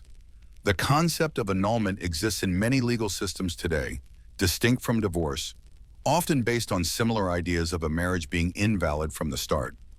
And the historical difficulty of divorce in Western legal traditions stems directly from the Church's medieval position that marriage was indissoluble. It took centuries and significant legal and social changes, often spurred by the Reformation, for secular states to introduce the concept of absolute divorce, allowing people to legally end a valid marriage and remarry. So while your medieval self might have successfully tied the knot, don't assume you were in for a smooth ride. The Church gave you the rules for marriage, but it also held the keys to the complicated exits that were often narrow, expensive, and didn't always lead to the freedom you might desperately crave. It was a system designed for permanence, with escape routes that were more like complex legal mazes than clear pathways. Makes you appreciate the relative simplicity of signing a few papers today, doesn't it? Probably time to just drift off and leave the medieval legal woes behind. Sleep is the easiest escape route of all. So you've successfully navigated the medieval maze of marriage. You've perhaps even attempted the equally baffling labyrinth of annulment or separation. And you're now dealing with the fallout of vows broken not through legal means, but through, well, breaking them. Specifically, we're talking about adultery. In the medieval world, infidelity wasn't just a personal slight. It was a serious sin, a crime against God, and often a legal offense against your spouse in the social order. Remember how marriage was seen as a sacred, almost sacramental bond? Adultery was a direct violation of that sanctity. It was like spitting in the face of the priest who married you, the bishop who oversaw your diocese, and possibly even God himself, depending on who you asked and how dramatic they were feeling that day. The Church's stance was clear. Adultery was wrong for everyone. But, and you probably saw this coming, the practical application often revealed a frustrating double standard. For women, adultery was generally treated with much greater severity than for men. A wife's infidelity was seen not only as a moral failing, but also as a fundamental threat to the social and economic order, primarily because it introduced uncertainty about the paternity of children. If a wife committed adultery, the legitimacy of any children born during that period could be called into question, potentially disrupting lines of inheritance and the passing of property within noble families, and even among commoners. Imagine accidentally passing your family's ancestral pig, Reginald, onto someone who isn't even your legitimate offspring. The horror. This perceived threat to lineage meant that a wife's adultery was often grounds for separation from table and bed, immensa et thoro, and sometimes even harsher social or legal penalties depending on the region and the period. For men, while adultery was still technically a sin and could be grounds for a wife to seek separation, though this was less common and harder for women to achieve successfully, it was often viewed with more leniency, especially if the affair was with a woman of lower social status, or crucially, if it didn't directly challenge the legitimacy of the wife's children. A husband might face penance from the Church, perhaps a fine or public shaming, but his actions were less likely to unravel the entire fabric of the family structure in the same way a wife's might. It's a tale as old as time, isn't it? The rules apply slightly differently depending on whose ox is being gored or whose cow is being milked by someone else. Punishments for adultery varied wildly depending on the time period, location, social class, and who was doing the judging. Church courts, secular courts, or just angry neighbors. Church courts primarily focused on the sin aspect, often imposing penance, which could range from fasting and prayer to public confession and humiliation, sometimes even wearing a specific mark or garment to signify their sin. Imagine having to walk around medieval London with a sign saying, "I cheated." That would make brunch awkward. Secular punishments, where they existed, could be harsher, though they were less universally applied than church jurisdiction over the sin. Fines were common, but in some places, particularly for women, punishments could theoretically extend to physical penalties or banishment, though these extremes were likely rare outside of very specific contexts or particularly egregious cases. The most common legal consequence of adultery for the innocent spouse was the ability to petition the church court for separation, a mensa et thoro, as we discussed. This didn't end the marriage, but it legally permitted the spouses to live apart without being considered deserters. If a husband committed adultery, his wife could seek this, but it was often difficult for her financially and socially to live independently. If a wife committed adultery, her husband was more likely to seek separation, partly to distance himself from the shame and potential lineage issues, and partly because the legal system often made it easier for him to retain control of property even with his wife living separately. Beyond the spouses themselves, adultery had profound implications for any children born from such unions. These children were considered illegitimate, and while being born outside of marriage might not seem like the end of the world today, hello, famous historical figures and beloved fictional characters, in the Middle Ages it was a significant legal and social handicap. This brings us to a mainstream historical fact. In medieval Western Europe, children born outside of a legally valid marriage were generally considered illegitimate and faced significant disadvantages, particularly regarding inheritance rights and social standing. Why was this such a big deal? Primarily, it was about property and power. Inheritance laws were deeply intertwined with the concept of legitimate lineage. A child born outside marriage typically had no legal right to inherit their father's property or titles, and their rights regarding their mother's property could also be complicated and restricted depending on local customs. Imagine your family has owned the same slightly too muddy field for generations, and because your father had an affair, you can't inherit it. Instead, it goes to a distant, less muddy field-owning relative. It was a system designed to keep property within approved family lines, and illegitimacy disrupted that. Beyond inheritance, illegitimate children often face social stigma. Their status could bar them from certain guilds, positions in the church hierarchy, though some famous exceptions existed, often requiring papal dispensation, noble titles, or even just marriage into respectable families. They were, in essence, outsiders looking in on the privileges and security afforded by legitimate birth.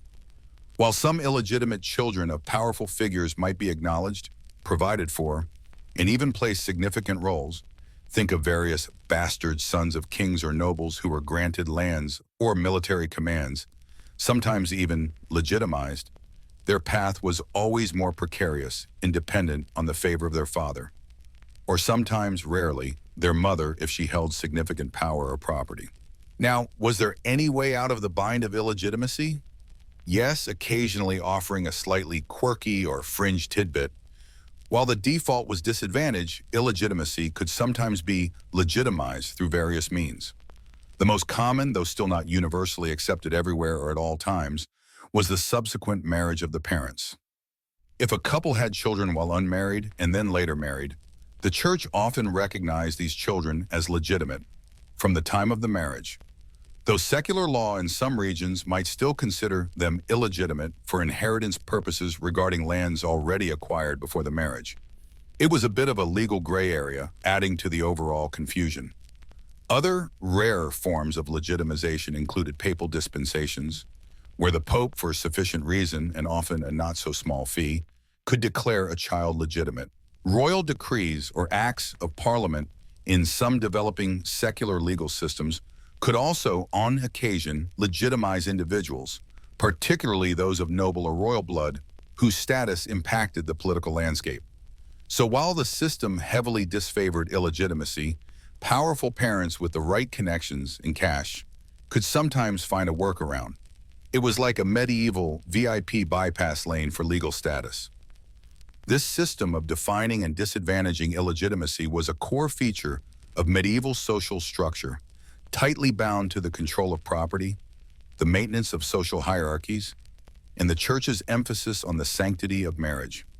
It created a whole class of people who existed on the fringes of legal inheritance and social acceptance, their lives shaped by the circumstances of their birth, often through no fault of their own. Historians still argue whether the strictness of medieval laws regarding illegitimacy was primarily driven by theological concerns about sin and the sanctity of marriage, or if it was more about socio-economic control, a way for the ruling class to ensure the orderly transfer of wealth and power within tightly defined legitimate family units.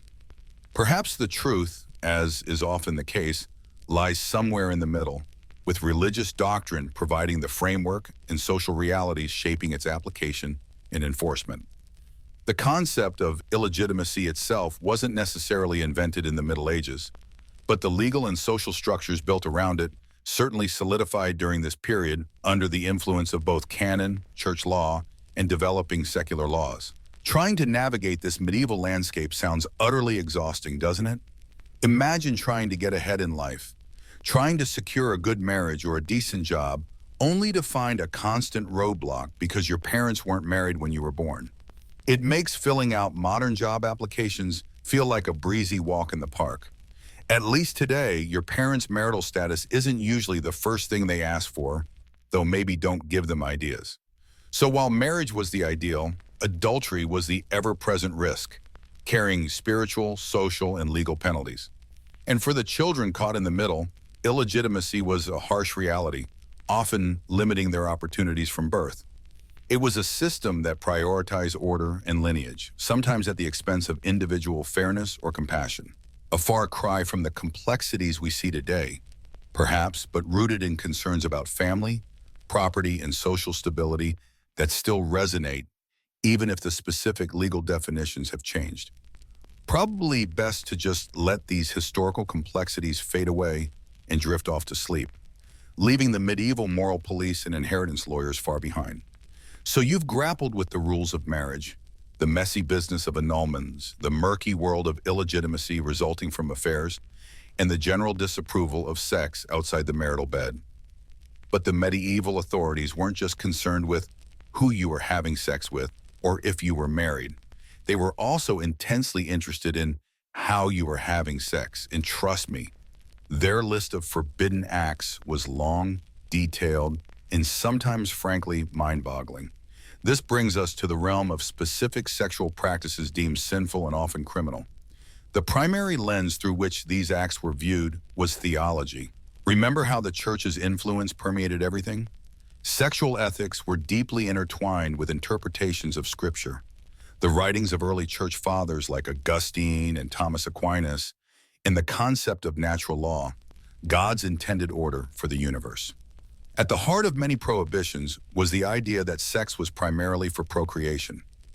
Any sexual act that deliberately prevented the possibility of conception or that didn't involve the potential for conception was suspect. This wasn't just a minor quibble, it was seen as a perversion of God's purpose for sexuality. It was like trying to use a plow to bake bread, completely missing the point in their view. Theologians and confessors developed detailed manuals, known as penitentials, to guide priests in hearing confessions and assigning penances. These texts often included exhaustive lists of potential sins, categorizing them and suggesting appropriate punishments, ranging from fasting and prayer to lengthy periods of abstention from sex or even physical penance. Reading through some of these lists is like peering into the anxieties of the age, as well as providing a somewhat uncomfortable glimpse into the variety of things medieval people were apparently getting up to, despite all the rules. Okay, Father, so about last Tuesday, imagine the confessionals. It must have been quite the gig.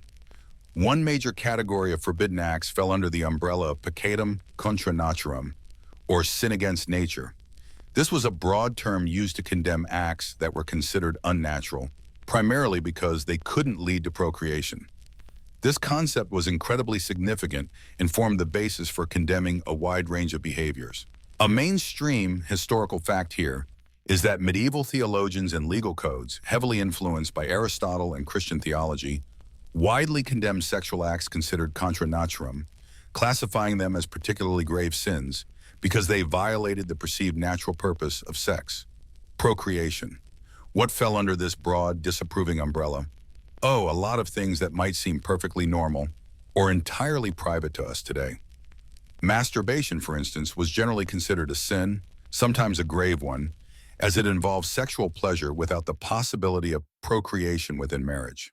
Oral sex and anal sex, even between a married couple, were often classified as contra naturam for the same reason.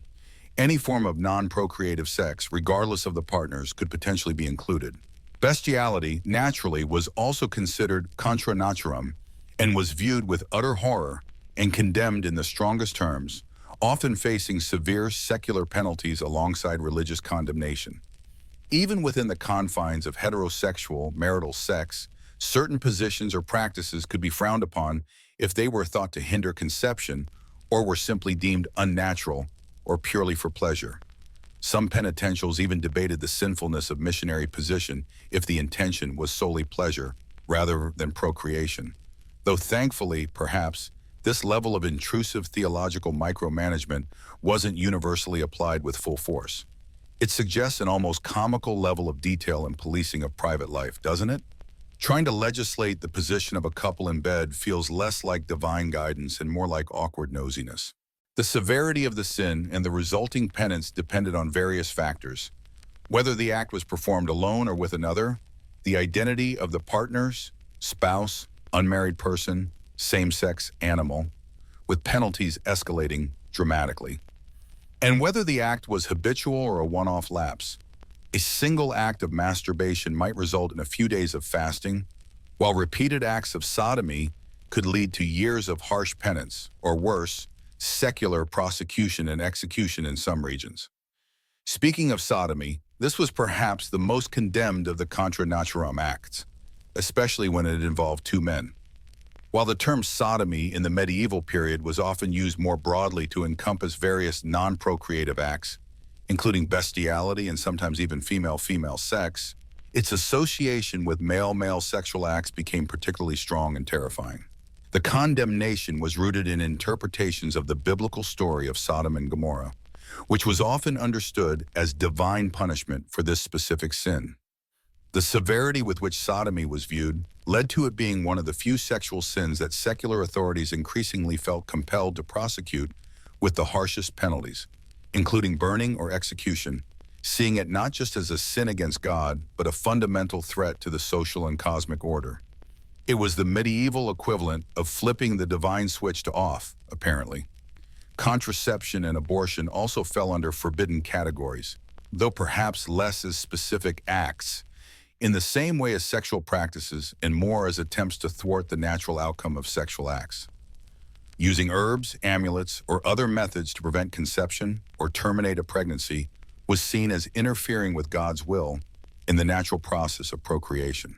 While evidence for the widespread use of medieval contraception is limited and often found only through condemnations in theological texts and later, occasional legal cases, it was certainly something the authorities worried about and preached against.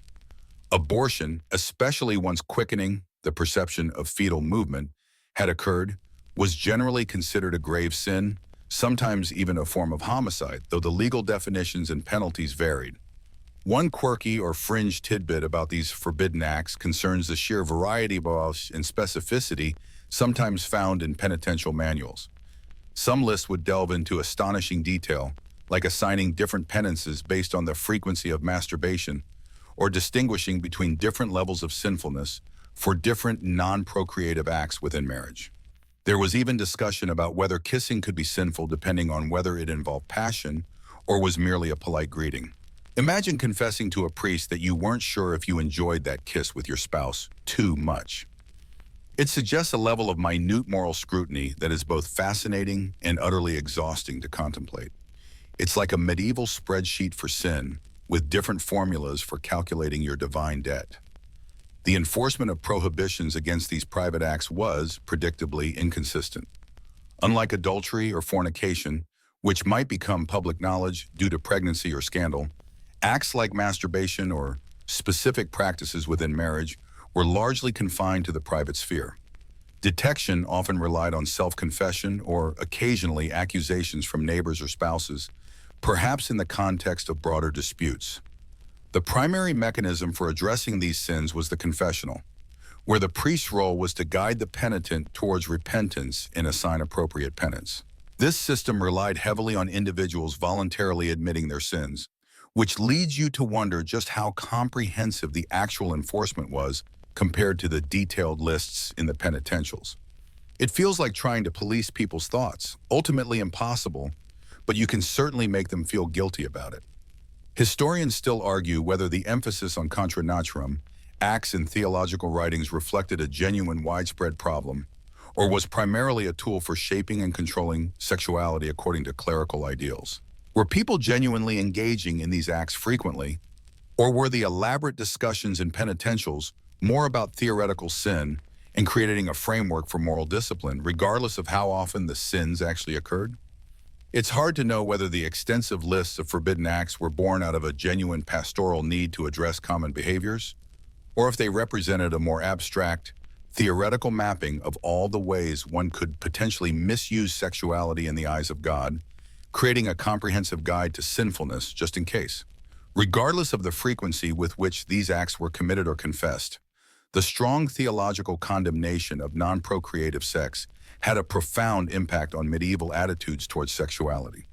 It reinforced the idea that the primary purpose of sex was reproduction within marriage, and cast a long shadow of suspicion over any form of sexual expression that didn't fit this narrow mold. It created a moral landscape where pleasure was secondary, if not downright dangerous, and where conformity to a specific model of sexual behavior was a religious imperative. It's a far cry from modern attitudes where discussions around sexual health and pleasure are increasingly open, and the idea that any specific sexual act between consenting adults within a marriage is inherently sinful seems archaic to many. Trying to live by these rules sounds utterly draining. Imagine constantly scrutinizing your own thoughts and actions, worrying if you were committing a sin just by enjoying a kiss or using a certain position during sex with your spouse. It makes modern relationship counseling seem like a walk in the park. At least your therapist isn't usually asking about the theological implications of your bedroom habits.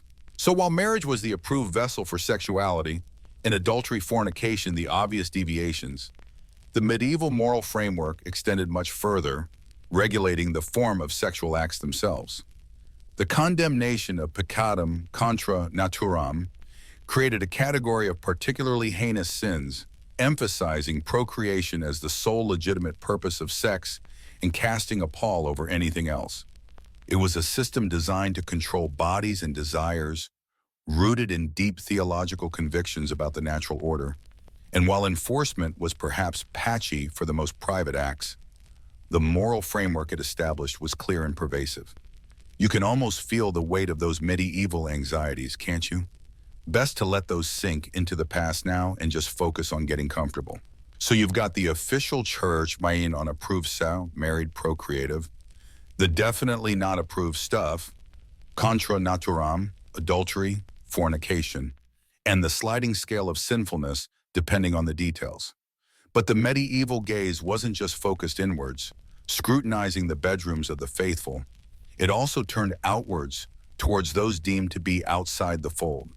And just as with everything else, perceptions of sexual practices played a huge role in how these outsiders were viewed, categorized, and persecuted. When you start talking about groups seen as different in the Middle Ages, heretics, Jews, Muslims, later those accused of witchcraft, you quickly find that accusations about their sexual habits or lack thereof, or their deviant sexual habits, were incredibly common.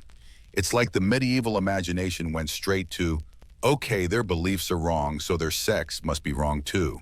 Oh, it's a pattern you see repeated throughout history, frankly. When you want to demonize a group, accusing them of perverted or immoral sexual behavior is a surprisingly effective and depressingly common tactic. Let's start with the heretics. The Middle Ages saw the rise of various movements that challenged the authority or doctrines of the Roman Catholic Church.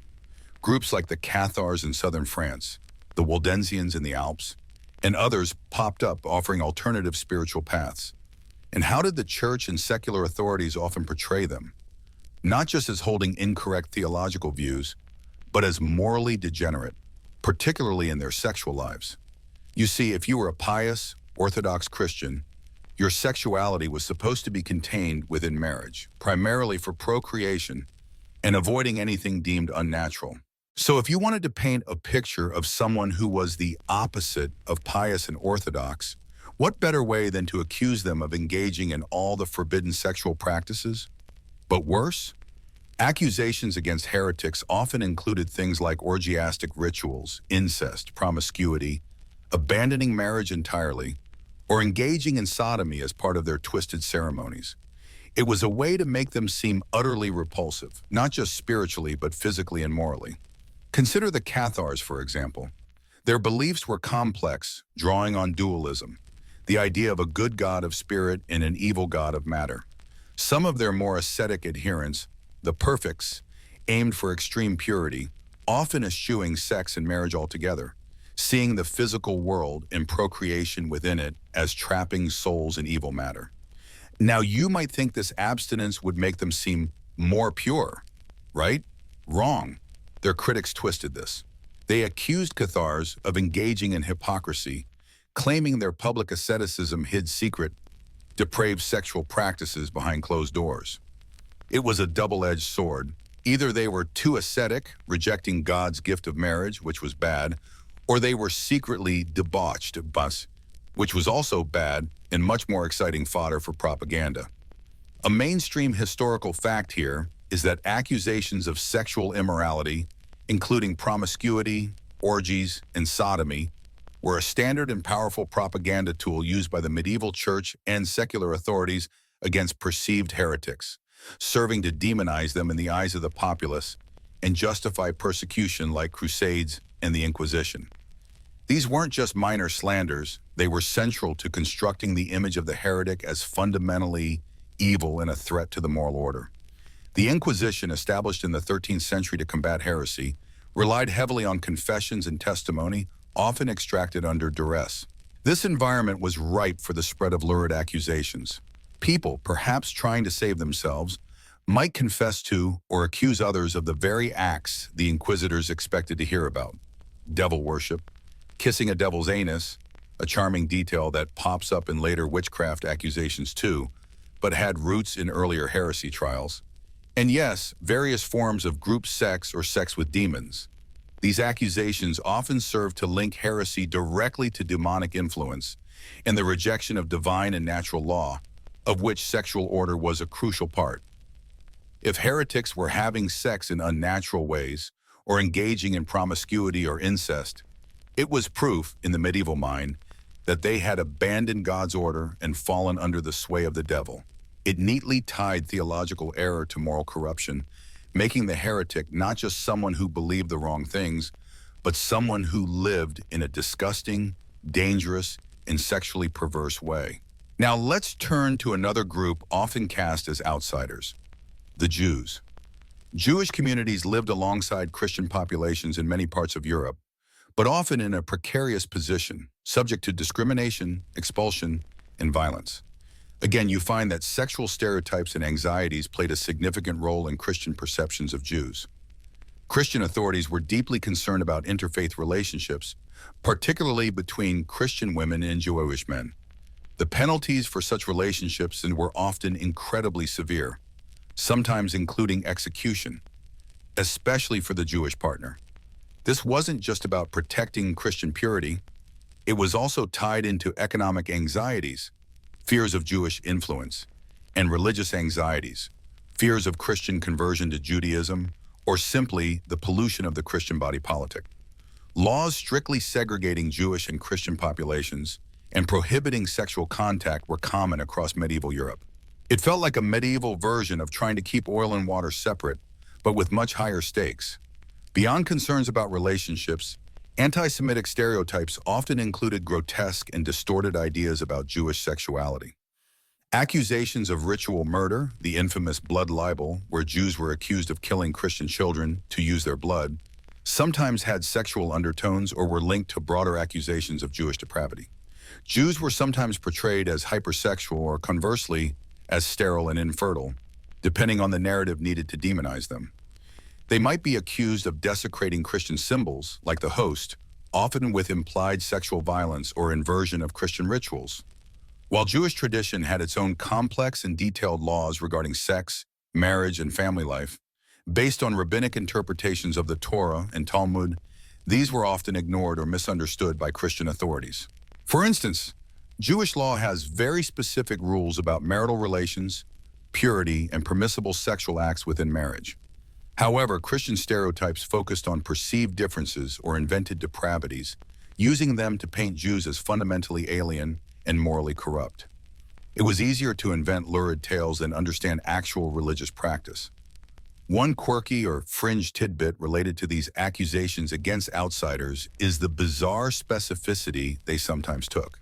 Beyond just orgies or promiscuity, some accounts of heretical or outsider rituals describe specific grotesque acts, like kissing the posterior of a cat or toad believed to be the devil in disguise, or engaging in ritualistic sexual acts on an altar. These details seem designed purely to shock and disgust, highlighting how much these accusations were about manufacturing horror rather than reflecting any reality. It's almost like they were workshopping new ways to be appalled. Okay, we've got the orgies, the incest, the sodomy. What about kissing a demonic amphibian's backside? Yeah, that'll really sell the evil. Historians still argue whether the prevalence of sexual accusations against heretics in other minority groups reflects genuine fears about sexual deviance, or if these accusations were primarily cynical political tools used to suppress dissent and consolidate power by portraying outsiders as dangerous and immoral. Were the accusations a symptom of deep-seated sexual anxieties within medieval Christian society, projected onto others? Or were they primarily deliberate fabrications for political ends, or perhaps a complex mix of both? It's hard to untangle the genuine phobia from the calculated smear campaign. The fear of interfaith sexual contact wasn't limited to Jews and Christians. In regions like Iberia, where Christian kingdoms gradually conquered Muslim lands, similar anxieties and prohibitions surrounded relationships between Christians and Muslims. Laws were enacted to prevent sexual mixing, often with severe penalties, reflecting the same concern about maintaining religious and social boundaries through controlling bodies and relationships. Essentially, for medieval authorities, sexual order was inextricably linked to social and religious order. If a group was deemed religiously or socially disordered, if they challenged the established church, if they belonged to a different faith, if they seemed to exist outside the accepted structure, then it was almost assumed that their sexual lives must also be disordered, deviant, or perverse. Accusations of sexual wrongdoing became a potent weapon for defining who was in and who was out, who was normal and who was deviant, and for justifying the persecution and marginalization of those who didn't fit the dominant mold. Thinking about this makes you realize how deeply ingrained the control of sexuality was, not just at the individual level, but as a tool for social engineering and maintaining power structures.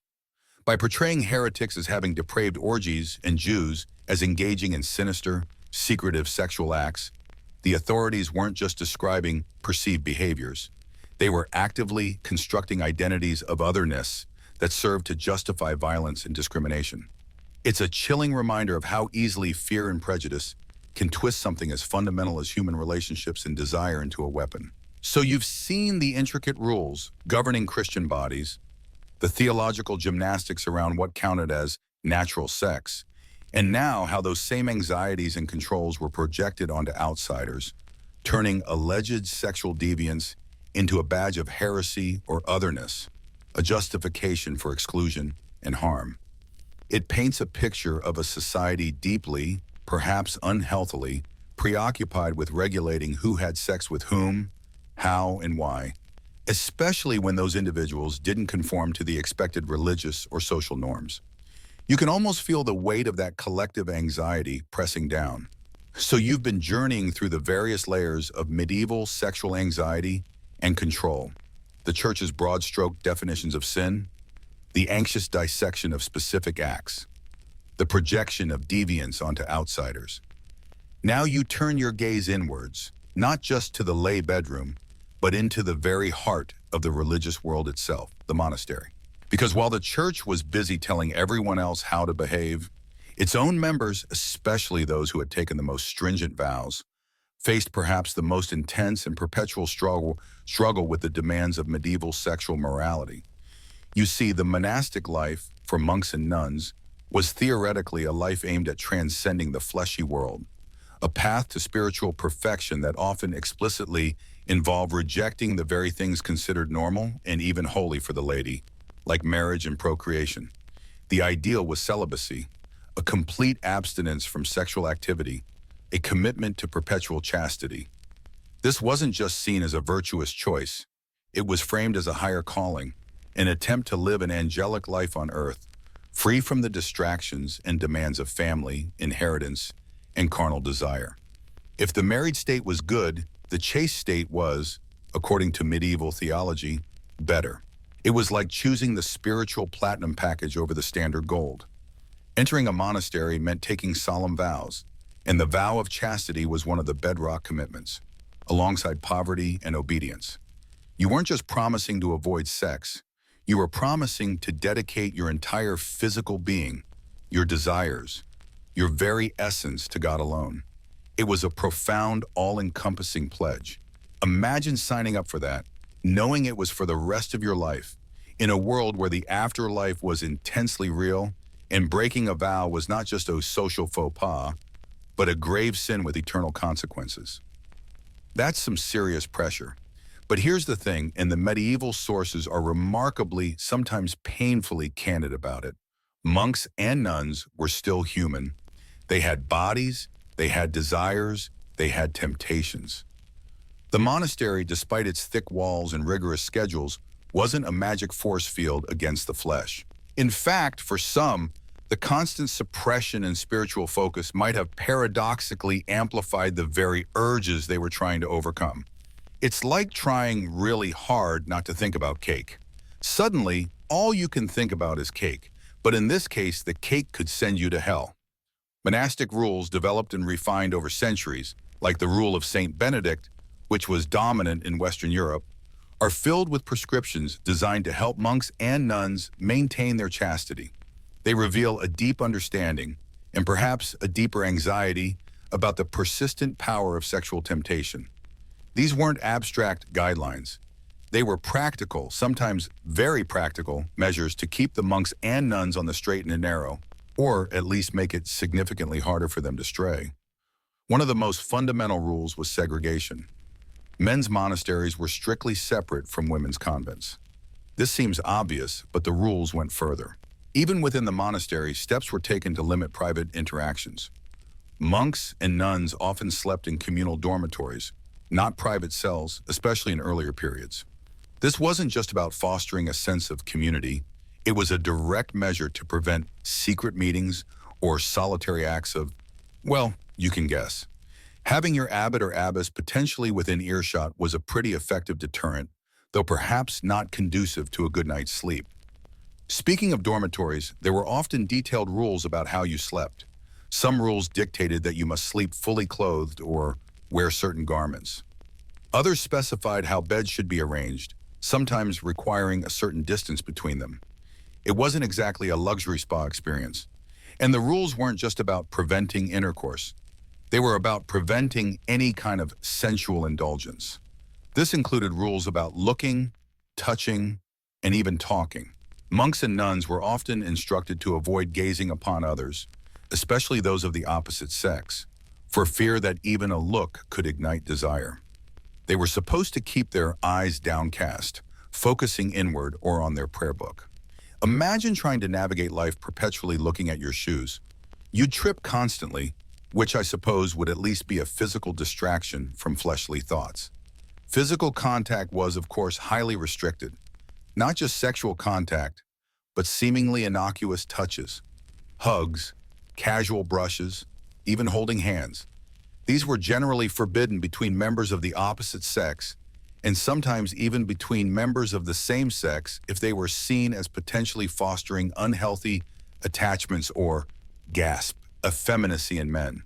It gives a whole new meaning to the phrase, "don't touch me." Diet was also seen as a tool to control the body's urges. Rich food and drink were believed to fuel lust. Therefore, monastic diets were often deliberately plain, even austere, focusing on simple meals, frequent fasting, and avoidance of meat, except for the sick. The idea was to keep the body subdued, not energized in ways that might lead the mind astray. It's the opposite of comfort food. It's discomfort food designed to make you too spiritually focused, or just too hungry, to think about sex. Manual labor and a strict schedule filled with prayer, reading, and work were also crucial tactics. An idle mind and body was considered the devil's workshop. By keeping monks and nuns constantly busy, the rules aimed to leave no time or energy for dwelling on temptations. You were either praying, working in the fields, or scriptorium, studying or sleeping. Any downtime was dangerous. It sounds exhausting, frankly, but maybe that was the point. Too tired for sin. A mainstream historical fact here is that the persistent challenges in enforcing celibacy within monastic and clerical life led to repeated decrees and reforms by church councils and authorities throughout the Middle Ages. The struggle against the flesh, both individually and institutionally, was an ongoing drama reflected in canon law, episcopal visitations, inspections, and the writings of theologians and reformers.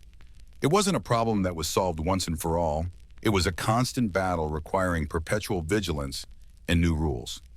Despite all these measures, monastic life wasn't perfectly chaste.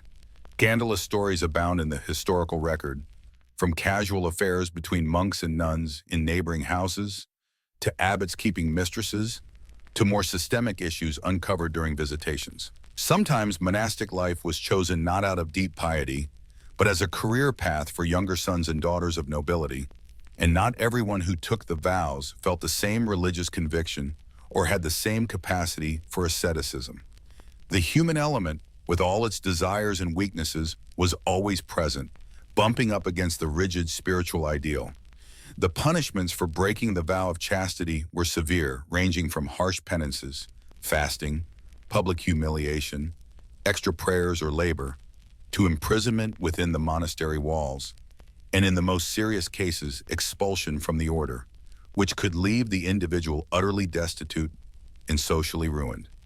Imagine dedicating your life, giving away your property, making this huge promise, only to break it and lose everything.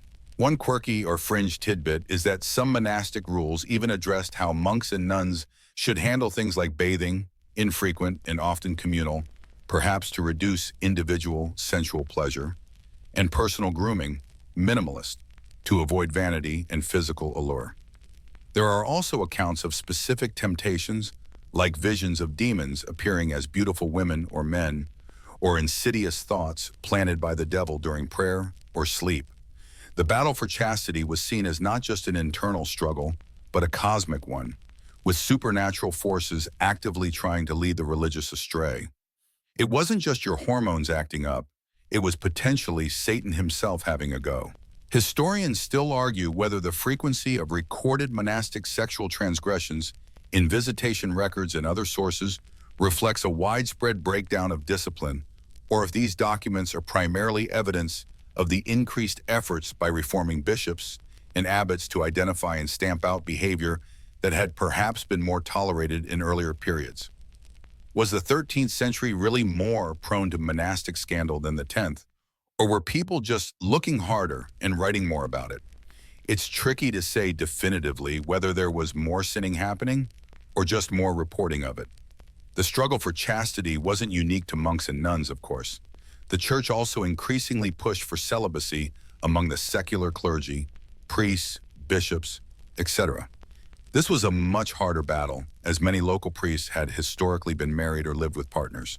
While monastic celibacy was foundational to the identity of a monk or nun, clerical celibacy for secular priests was more of a disciplinary rule that took centuries of enforcement and resistance to become firmly established across Western Europe. It reflects the same impulse to associate spiritual authority and purity with sexual abstinence, but applied to a different class of religious personnel. Looking at the monastic rules and the reality of life within the cloister gives you a poignant sense of the enormous spiritual and physical effort involved in trying to live up to the medieval ideal of chastity.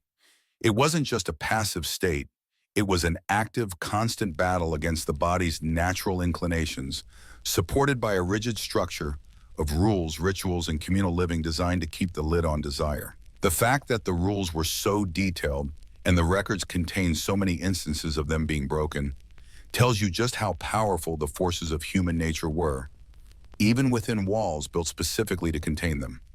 It's a reminder that while medieval society was obsessed with regulating sex, individuals within that society were still grappling with the universal challenges of desire, temptation, and the complex relationship between body and spirit. The quiet halls of the monastery might have seemed tranquil from the outside, but they were often stages for intense, internal, and sometimes very physical dramas. So you've explored the anxious, contained struggles with desire happening within the cloistered walls of the monastery, where the fight for purity was an intense, private, and spiritually charged battle. But what happened when those inconvenient human desires, or rather actions deemed sinful by the powers that be, spilled out into the light of day? When they moved from the potentially hidden shame of a private room or a hushed confessional into the bustling marketplace, the shadowed alleyway, or the very public gaze of the community. Because medieval society didn't just care about the state of your soul in private. It was deeply concerned with the public manifestation of sin, especially sexual sin. Public sin was considered particularly dangerous.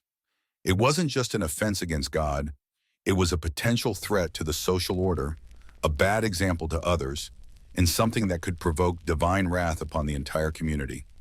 Imagine living in a world where a drought, a plague, or a bad harvest could be blamed on the unpunished sins of your neighbors. You'd become a lot more interested in policing their behavior, wouldn't you? So while the church held jurisdiction over the spiritual consequences of sin, secular authorities in the community itself often stepped in to deal with the earthly public effects. This created a complex, sometimes overlapping, system of moral policing. Think about the town square.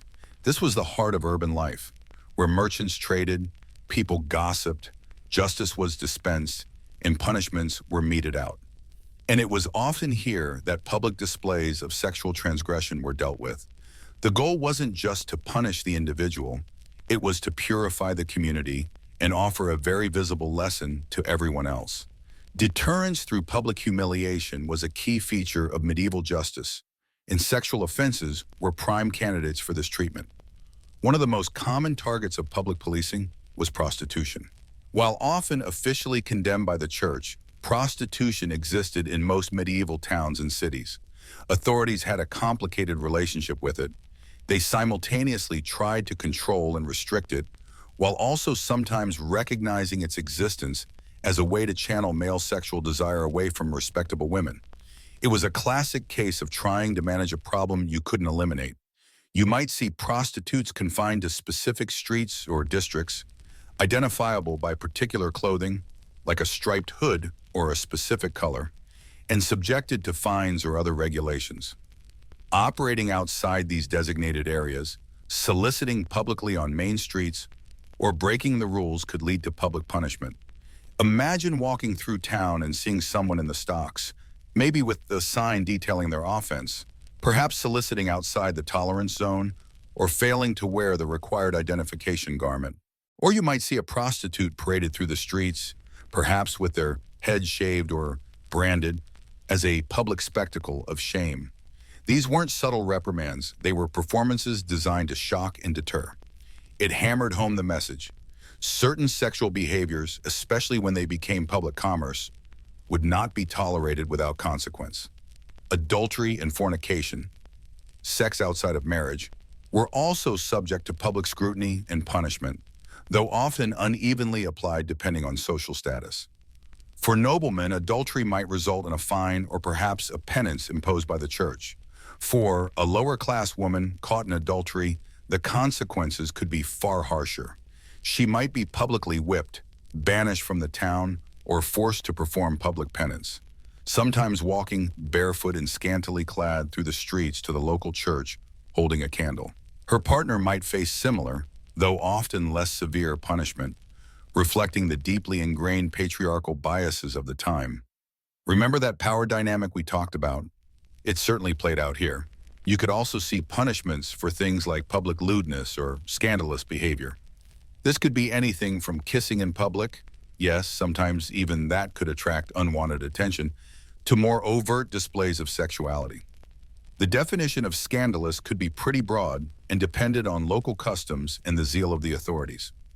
Someone engaging in what was considered illicit sexual activity that became widely known or happened visibly might find themselves facing the wrath of the community or the town officials. Secular courts like town courts or manorial courts often handled these cases, sometimes working in conjunction with ecclesiastical courts. You might be summoned before the town council or the local lord's court to answer for complaints about your conduct. Neighbors might testify against you. The line between private life and public concern was much thinner than it is today. Your bedroom activities weren't necessarily considered just your business if they became known or affected the community's perceived morality.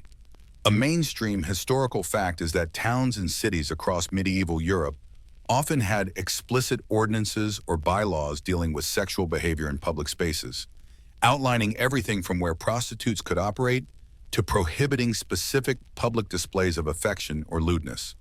These secular laws demonstrate how the concern for moral order extended beyond the church's jurisdiction into the daily administration of civil life, reflecting a shared anxiety about maintaining a virtuous community. Punishments weren't always just physical humiliation. Fines were common, and for persistent offenders or more serious perceived crimes like keeping a disorderly house, brothel, you could face banishment from the town, which was a severe penalty as it removed you from your social network and means of livelihood. For men, persistent public fornication or adultery could affect their ability to hold office or participate in guild activities. For women, the stakes were often even higher, potentially ruining their reputation and making marriage impossible. Imagine the social pressure. Everyone knew everyone's business, or at least thought they did. Gossip was rampant. If you stepped out of line, word spread quickly. The fear of public shame, of being the subject of whispers and pointing fingers, could be a powerful deterrent, perhaps even more so than the official punishments themselves. It was a society where your reputation was paramount, and public sexual transgression could shatter it instantly. Sodomy and other acts deemed unnatural or against nature, which, as we discussed, often included non-procreative sexual acts, but the focus in public policing was frequently on male same-sex relations or relations with animals, were seen as particularly heinous public sins. While often prosecuted in ecclesiastical courts for their sinfulness, these acts could also fall under secular law, sometimes categorized as felonies or even treason, as they were seen as offenses against God and King, disrupting the natural order. The punishments for these could be extremely severe, including burning at the stake. While such extreme penalties might have been relatively rare in practice compared to the frequency of less severe punishments for fornication or prostitution, the fact that they were on the books and occasionally carried out shows the depth of fear and condemnation surrounding certain forms of sexual expression when they came to light. Historians still argue whether the severity of laws against sodomy in the later Middle Ages indicates a rise in such practices or reflects an increased clerical and legal effort to define and suppress these acts more effectively in the face of perceived social decay or external threats like heresy, with which sodomy was sometimes linked. Were people suddenly doing it more, or were the authorities just cracking down harder and labeling it more? It's another one of those historical puzzles where the records tell us about the response to behavior as much as the behavior itself. The policing of public sexuality wasn't just top-down either. Community members were often expected to report suspicious behavior. Neighbors might inform the priest or local official about couples living together outside of marriage, or about activity at a house that suggested prostitution. This created a climate of mutual surveillance. It's like living in a neighborhood watch program, but the watch is about your soul and your potential to bring divine punishment down on the whole block. Talk about peer pressure. One quirky or fringe tidbit involves specific local customs for shaming.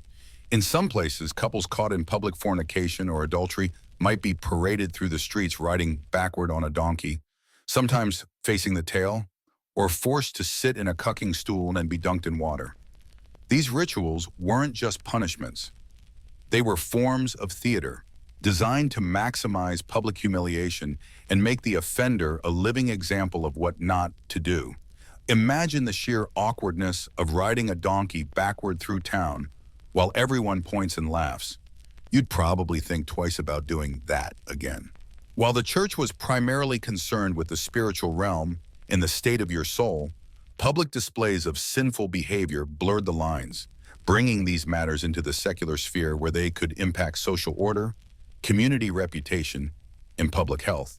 Though understandings of disease transmission were different, there were concerns about the spread of illness in brothels, for instance, leading to regulations. This dual system of control, religious and secular, created a powerful web of rules and potential consequences that shaped how sexuality could be expressed or hidden in medieval life. So while monks and nuns were battling temptation in their cells, and married couples were navigating the rules of procreative sex, anyone stepping outside the prescribed boundaries in public faced a different kind of scrutiny, one backed by the power of secular law and the watchful, often judgmental, eyes of their neighbors. The street wasn't just a place for commerce and community, it was also a stage for moral performance, and for those who failed to conform, a place of very public shame and punishment. As you consider the intricate web of canon law that grew from the church's increasing authority, the next logical question is, who was actually caught in this web? Who was hauled before these ecclesiastical courts, and for what? Well, you might assume it was just the high and mighty dukes and duchesses seeking annulments for political gain. And yes, they certainly used the system. But just like taxes or bad weather, these church laws and courts reached down to the everyday lives of ordinary people, from the wealthy merchant in the town square to the peasant working the fields. Everyone, theoretically at least, was subject to God's law as interpreted and enforced by the church. Imagine you're living in a small village. Life is local, focused on the harvest, the seasons, and the rhythm of church bells. Your neighbors know everything, and if they didn't know, they'd speculate. Gossip was a potent force, and it could easily land you in trouble with the church authorities. Many cases started not because a crime was committed in the modern sense, but because of public reputation or scandal. If the local priest or even a concerned neighbor believed you or someone else was living in sin, maybe a couple living together outside of marriage, or persistent rumors of adultery, they could initiate a case. So you might find yourself summoned before the archdeacon's court or the bishop's court. These weren't grand, formal affairs like a royal court, at least not always. They could be held in a chapter house, a church vestry, or even during a visitation by a church official to your village. The procedure felt very different from what you might expect. It wasn't always about proving guilt beyond a reasonable doubt through adversarial combat between lawyers, though lawyers did exist and become important. It was often more inquisitorial, focused on getting you to confess and accept penance. The church was ultimately interested in the state of your soul and bringing you back into line with divine law. What kind of sexual matters were most common? Predictably, marriage disputes loomed large. Was the marriage valid? Was there an impediment you'd overlooked, like being distant cousins? Had a betrothal promise been broken? Had one party been forced into the marriage against their will? Remember that canon law emphasis on consent? This was where it played out. If you could prove you didn't freely consent, or that a pre-contract, a prior promise to marry someone else, existed, you might get your marriage annulled. This was different from divorce. An annulment declared the marriage had never been valid in the first place, like hitting the undo button on the sacrament. It was a legal loophole often exploited by the powerful, but also used by ordinary people seeking escape from unhappy or unlawful unions. Beyond marriage, it was fornication, or sex between unmarried people, and adultery, sex with someone else's spouse, were frequent targets. Punishments varied. Fornication might result in a fine or public penance, perhaps standing outside the church door during Mass, holding a candle, while your mortified neighbors shuffled past. Adultery was often seen as more serious, a violation of the marriage sacrament. Both parties could face punishment, though the male often got off lighter, reflecting the patriarchal society even within the church courts. A quirky tidbit here: The evidence needed for adultery could be surprisingly specific, sometimes requiring multiple witnesses who had seen the act itself, which, let's be honest, was a high bar. Or they might rely on circumstantial evidence so strong it was considered equivalent, like being caught together naked in bed. Oh, we were just discussing theology very enthusiastically? Probably wouldn't fly. Other sexual sins prosecuted included incest, again defined by that ridiculously broad kinship net, bigamy, being married to more than one person, and the catch-all term sodomy. Sodomy, as we noted, was a flexible term. While it often targeted male homosexual acts, it could also be applied to any non-procreative sexual activity, including certain acts within marriage or even bestiality. The punishments for sodomy were theoretically severe, sometimes even involving the death penalty, though this penalty was typically imposed by secular authorities after the church court had convicted and handed the person over. Historians still argue whether the frequency and severity of sodomy prosecutions were consistent across the Middle Ages, or if they flared up during specific periods of moral panic or political opportunism. How did these cases proceed? First, the summons. You'd be ordered to appear, often under threat of excommunication if you didn't show up. Once there, you might be questioned under oath. Oaths were incredibly powerful in medieval courts, both secular and ecclesiastical. To lie under oath was not just perjury, it was a mortal sin, putting your eternal soul at risk. So witnesses swore to tell the truth, and the accused might swear an oath of innocence. Sometimes, if the evidence was weak or contradictory, you might be asked to undergo compurgation, finding a certain number of reputable people from your community, often neighbors, often male, to swear on oath that they believed your oath of innocence was true. They weren't swearing to the facts of the case, but to your character and the credibility of your denial. Imagine trying to find 12 people who genuinely believe you didn't sneak off with the baker's wife, especially if you owe them money. Good luck. Penalties were varied, designed to save your soul and deter others. Penances were common: fasting, prayer, giving alms, undertaking a pilgrimage, which could be a serious and dangerous undertaking depending on the destination. Fines were also levied, providing a handy source of income for the church courts. For more serious or persistent offenses, or for refusing to comply, excommunication was the ultimate weapon. To be excommunicated meant you were formally cast out of the church community. You couldn't receive the sacraments. No communion, no confession, no church burial.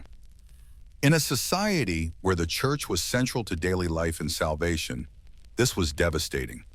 It could also have secular consequences, as secular authorities were often reluctant to deal with someone outside the church's grace.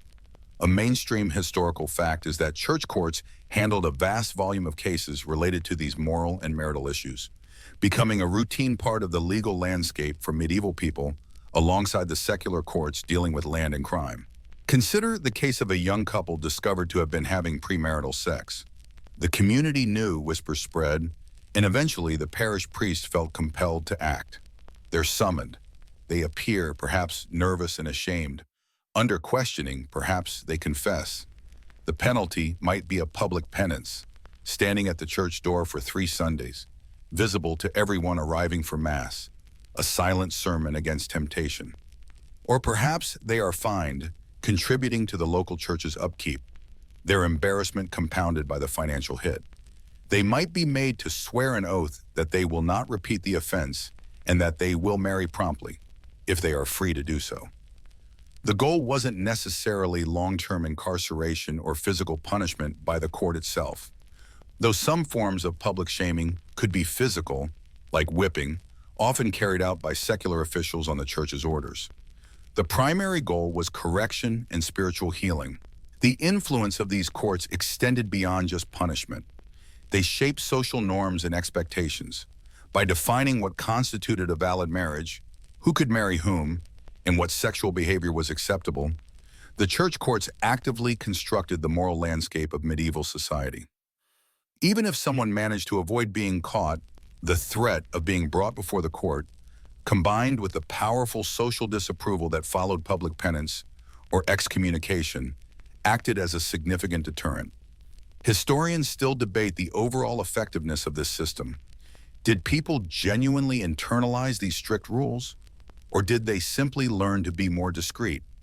Were the courts truly focused on spiritual welfare, or were they also motivated by financial gain through fines and dispensations and extending church power? The reality is likely a complex mix. People were deeply religious and feared for their souls, but they were also human, with desires and messy lives that didn't always fit neatly into the church's strict categories. Local customs and pragmatic realities often influenced how strictly the rules were applied.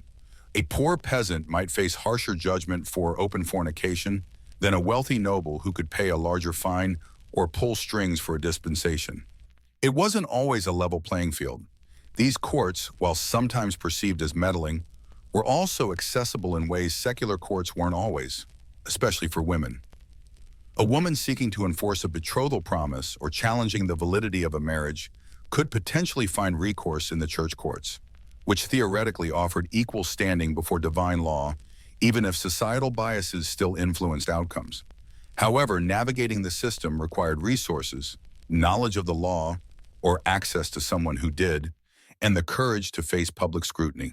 So as you drift through the dusty halls of medieval courtrooms, listening to the drone of Latin and the rustle of robes, remember that these were not just abstract theological debates. They were real processes impacting real lives, dictating who you could love, how you could express that love, or lack thereof, and the potential consequences if you stepped out of line. It adds a whole new layer to the phrase mind your own business, doesn't it? Especially when the church considered your soul's business very much its own. Having seen the framework and the players, let's delve a bit deeper into the specific sexual crimes that preoccupied these medieval minds and courts. So having seen who was pulled into the church's legal orbit and the general mechanics of their courts, let's zoom in on the why. What were the specific sexual behaviors that got medieval people into this kind of trouble? It wasn't a simple list like today's statutes. The church's approach was comprehensive, covering not just actions, but intentions, relationships, and even thoughts, all filtered through a moral and theological lens. One of the most common offenses, as you might guess, was fornication, sex outside of marriage. Simple, right? You're not married, you have sex, you've committed fornication. In the eyes of the church, this wasn't just a social faux pas. It was a sin against God's law and a threat to the ordered, sacramentally bound society they envisioned. The focus wasn't usually on a single, isolated incident unless it caused a major scandal. It was more often prosecuted when it was ongoing, public knowledge, or resulted in pregnancy. Imagine the whispers in the village. Did you see young Thomas and Miller's daughter Mary? They've been seen alone near the woods, and she looks a bit rounded. That kind of gossip reaching the ears of the priest or a church official could spark an investigation. The process for fornication cases often involved confession. The church courts wanted you to admit your sin, repent, and accept penance. If you denied it, they might rely on witness testimony, people who had seen you together in compromising situations, or even just on your general reputation for being unchaste. Compurgation, that oath swearing by your neighbors, was sometimes used here if the evidence was shaky. The penance varied depending on local custom, the frequency of the offense, and your social standing. A public penance at the church door was common, forcing you to stand in shame while the community filed past for Mass. Imagine the awkward eye contact. Morning, Father. Lovely sermon today. Oh, Agnes, didn't see you there. Nice candle. Just excruciating. Other penances might include fasting on specific days, saying a certain number of prayers, or making a donation to the church or the poor. Fines were also frequent, the amount often tailored to your ability to pay. Fornication wasn't usually a capital crime in the church courts themselves, but repeated offenses or defiance could lead to excommunication. A quirky tidbit related to this: in some areas, the community itself might impose informal penances, like shaming rituals or forced donations to a parish chest, even before the church court got involved, showing how deeply embedded these moral codes were. Adultery was seen as a more serious offense than simple fornication, because it violated the sanctity of marriage, which was a sacrament. This involves sex between a married person and someone other than their spouse. Both parties were considered guilty, although reflecting the societal double standard, the man often faced less severe consequences, particularly if he was of higher status. The evidence required for adultery could be tricky. As mentioned before, legally speaking, proof of the act itself was ideal, but incredibly difficult to obtain without, hiding under the bed. So, strong circumstantial evidence was often accepted. Being caught together in a locked room, particularly at night, or documented patterns of secretive meetings. The penalties for adultery were generally harsher than for fornication, often involving more significant fines, more rigorous or longer-lasting public penances, or even forms of corporal punishment like whipping, though this was usually carried out by secular officials after the church court had sentenced you. Repeated adultery could easily lead to excommunication. For the wife, discovery of adultery could also have severe social and economic consequences, potentially leading to disinheritance or being cast out by her husband, depending on secular law and custom. Incest, defined by those incredibly broad kinship rules, was another frequent target. Remember how marrying your seventh cousin was a no-no? Having sex with them was definitely also a no-no. The definition of incest expanded far beyond modern understanding, encompassing spiritual kinship, like between godparents and their godchildren or the godparents' family, and sometimes even affinity, relations through marriage, like having sex with your deceased spouse's sibling, even after your spouse was dead. Cases of incest often arose when a couple applied for a marriage license or dispensation and their shared ancestry was revealed, or if a marriage was later challenged on grounds of kinship. If you were found guilty of incest, the penances were severe, often involving lengthy and arduous pilgrimages, significant fines, and public humiliation. The potential for excommunication was high. In extreme cases, particularly involving close blood relations or repeated offenses, secular authorities might get involved, and the penalties could include imprisonment or even death. This shows the overlapping jurisdiction and cooperation between church and secular power when it came to serious moral offenses. Bigamy, being married to more than one person at the same time, was another serious offense.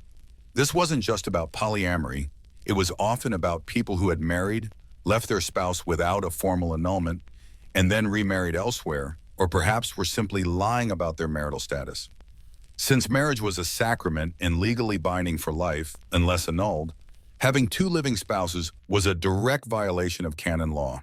Proof usually involved documentation of multiple marriage ceremonies or reliable witnesses to the different marriages. The penalty for bigamy could be very harsh, including excommunication and potentially severe secular punishment, as it was seen as a form of fraud and a disruption of social order. Fun fact, or perhaps not so fun. Sometimes soldiers or travelers would marry in one town, move on, and marry again, assuming their first spouse was dead or simply hoping they wouldn't be found out. News traveled slowly, but church officials were surprisingly persistent in tracking down violations, especially if someone reported you. Then there was sodomy. As discussed, this term was a catch-all, and the definition could be incredibly vague and flexible. While today we often associate it primarily with male homosexual acts, in the medieval context it could encompass any sexual act considered unnatural, non-procreative, or against divine law. This included male and female homosexuality, bestiality, and even certain sexual acts within marriage, like non-procreative positions or oral anal sex, according to some theologians. Proving sodomy was inherently difficult due to its private nature. Cases often relied on denunciation, confession, sometimes under duress, or circumstantial evidence. The theoretical penalties for sodomy were among the most severe in both church and secular law, often mandating death by burning, secular execution after church conviction. However, historians still argue whether these extreme penalties were frequently enforced or if they were more often used as a threat or applied selectively during times of heightened moral panic or against specific marginalized groups. There's scholarly debate about the actual incidence of successful prosecutions for sodomy, targeting homosexual acts versus other non-procreative acts within marriage, with some scholars suggesting the latter might have been more commonly targeted in practice, depending on the specific time and place. It's hard to say definitively how often people were executed for this compared to theft or murder. Beyond these major categories, the church courts also dealt with issues like solicitation or keeping brothels, though licensed prostitution existed in some towns, blurring the lines. Sexual violence, though rape cases often fell under secular jurisdiction as a crime of violence, the moral dimension could involve the church, and even sexual thoughts or desires that led to outward scandal. It wasn't just about the act itself, it was about the impact on your soul and the community's moral fabric. The types of penance were designed to be both corrective and public. Fasting, prayer, and almsgiving were private acts aimed at personal repentance. Pilgrimages were both a form of physical hardship and a public declaration of repentance, often involving wearing a special badge or clothing to identify you as a penitent. Imagine walking for months across Europe wearing a little sign that essentially says, "I sinned sexually, please pray for me." Less common than a "Kiss Me, I'm Irish" t-shirt or mug perhaps, but certainly memorable. Public penance at the church door or in the marketplace was pure, unadulterated public shaming. It was intended to make you an example for others and reinforce community norms. Fines were pragmatic. Church courts needed money to operate, and fines provided a reliable source of income. While framed as a spiritual penance, money given to the poor or the church could earn you spiritual merit, there's no denying the financial incentive. This is where the system could become less about saving souls and more about balancing books, leading to accusations that the church was exploiting people's sins for profit. This is certainly an area historians continue to scrutinize. To what extent were church courts driven by genuinely held moral convictions versus institutional self-interest and financial needs? Excommunication was the nuclear option. To be cast out of the church was to be cut off from the source of salvation in a deeply Christian society. You couldn't participate in Mass, receive the sacraments, or be buried in consecrated ground.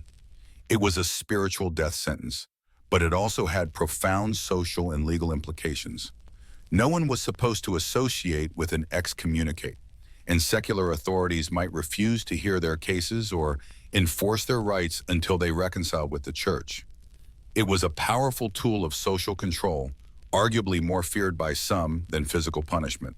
Sometimes punishments were combined. You might be fined and required to perform a public penance.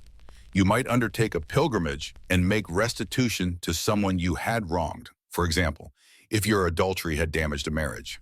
The specific penance assigned could vary wildly depending on the judge, the severity of the offense, the accused's social status, and even whether they confessed readily or had to be dragged through the process. A mainstream historical fact about medieval church courts is that they often kept detailed records of their proceedings, especially from the later Middle Ages. These court rolls and registers, surviving in archives today, are invaluable sources for understanding the social history of the time, including everyday sexual practices, community dynamics, and the enforcement of moral codes. Reading these records can be fascinating, showing brief, often stark accounts of people summoned for offenses, the evidence presented, sometimes just common fame and suspicion, and the penance imposed. You get glimpses into the lives of ordinary men and women navigating a world where their private lives were very much public business, at least in the eyes of the church. These courts and the punishments they meted out weren't just about individual correction. They were a constant public performance of morality. Every time someone stood at the church door in shame or a fine was levied, it reinforced the church's teachings and reminded everyone else of the boundaries. It was a form of social engineering, using spiritual threats and public shaming to shape behavior. And while we might look back and see hypocrisy or excessive severity, from the church's perspective, they were engaged in a battle for souls, trying to guide people towards salvation in a world they saw as full of temptation and sin. It's a different worldview, one where your eternal fate was tied up with your earthly actions, and the church saw itself as the necessary steward of that connection.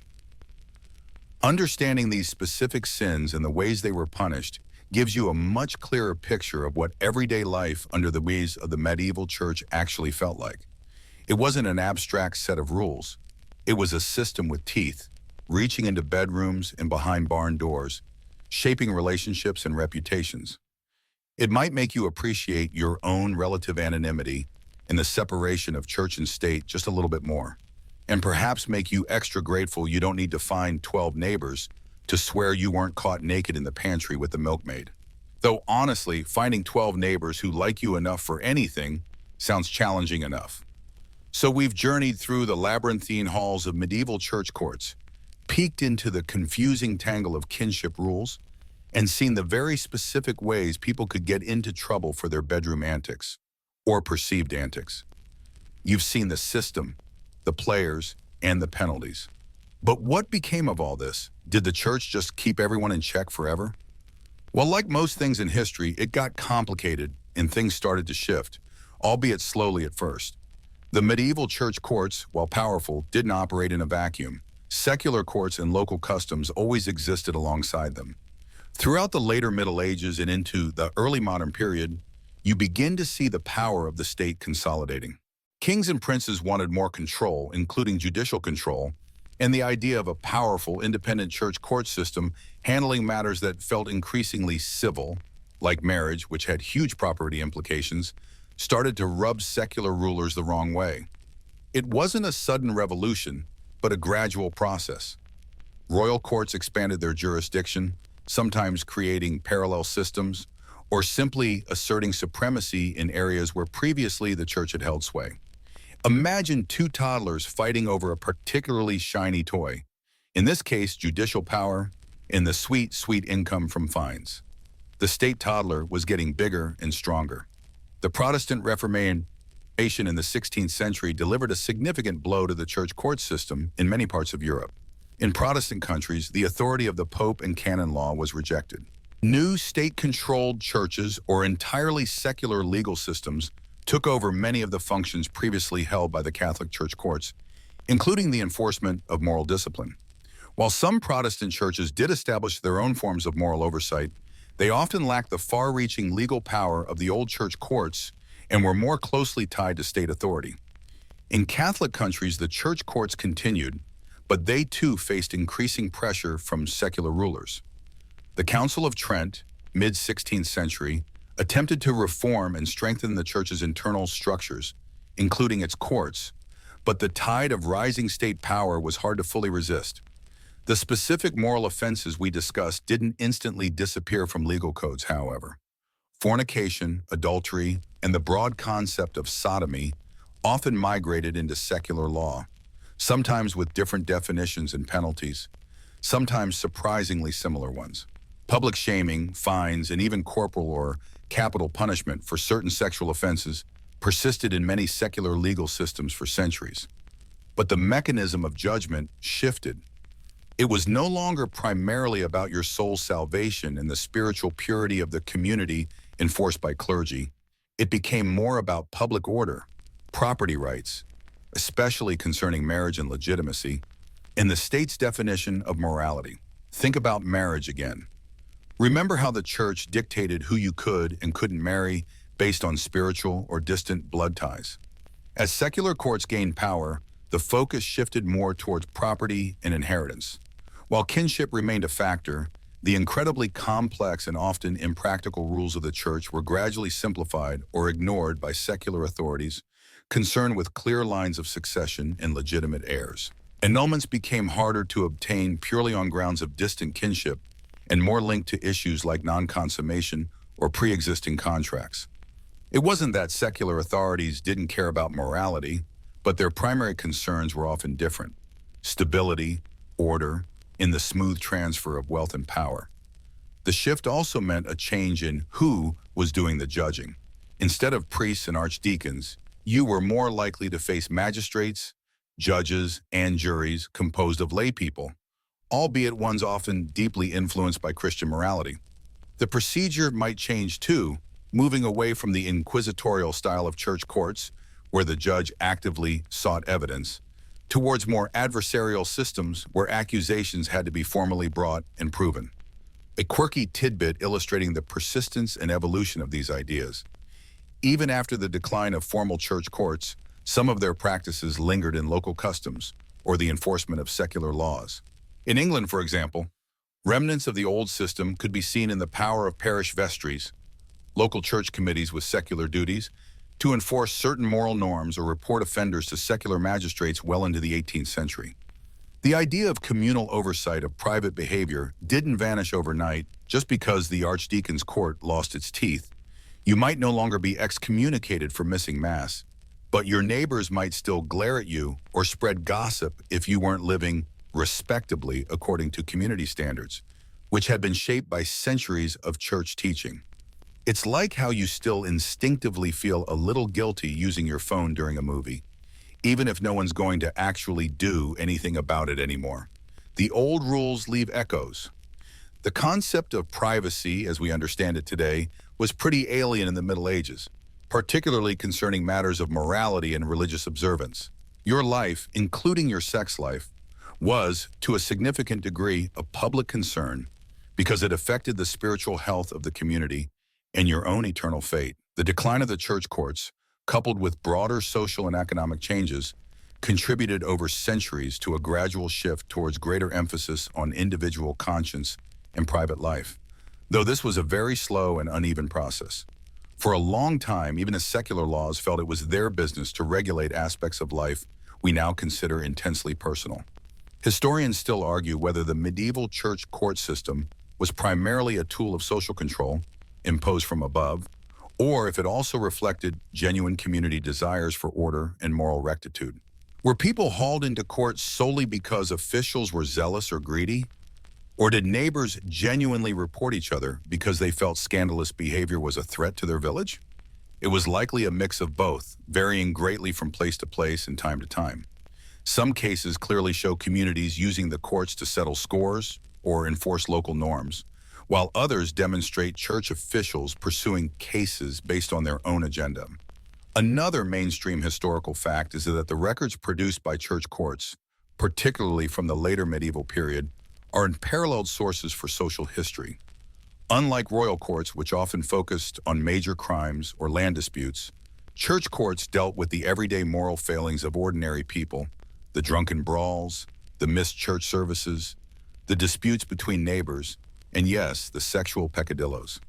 Reading these records gives us a ground-level view of medieval life that is hard to get elsewhere. You can find actual names, accusations, defenses, and penances, painting a vivid, if often unflattering, picture of the past. The legacy of the medieval church's approach to sexuality is complex and long-lasting. Many of its core ideas, marriage as a sacred union, prohibitions against adultery and incest, though definitions changed, the concept of sex primarily within marriage and for procreation, influenced not only subsequent secular laws in Europe, but then also colonial laws as Europeans spread across the globe. The very idea that there should be laws governing private sexual behavior, beyond preventing violence or harm, is something that has roots in this medieval period of intense religious and legal scrutiny. Even in modern secular societies, debates about sexual morality, marriage, and the role of law in regulating private life often echo, sometimes unknowingly, themes that were first vigorously debated and legally codified by medieval theologians and jurists. Think about how confusing those kinship rules were. While modern laws are much simpler, the idea that certain relationships are off limits for marriage or sex persists, a distant echo of that vast, interconnected web of medieval relationships. And the lingering social stigma around certain sexual behaviors, even when they are no longer illegal, also owes something to centuries of moral condemnation and public shaming originating in these courts. So while the physical buildings where these courts met might be ruins now, or repurposed into pubs, you have to hope, right? From judgment to Jaegers. The ideas they enforced and the legal frameworks they built didn't just vanish. They transformed, adapted, and influenced the path of Western law and social norms regarding sex and relationships for centuries to come.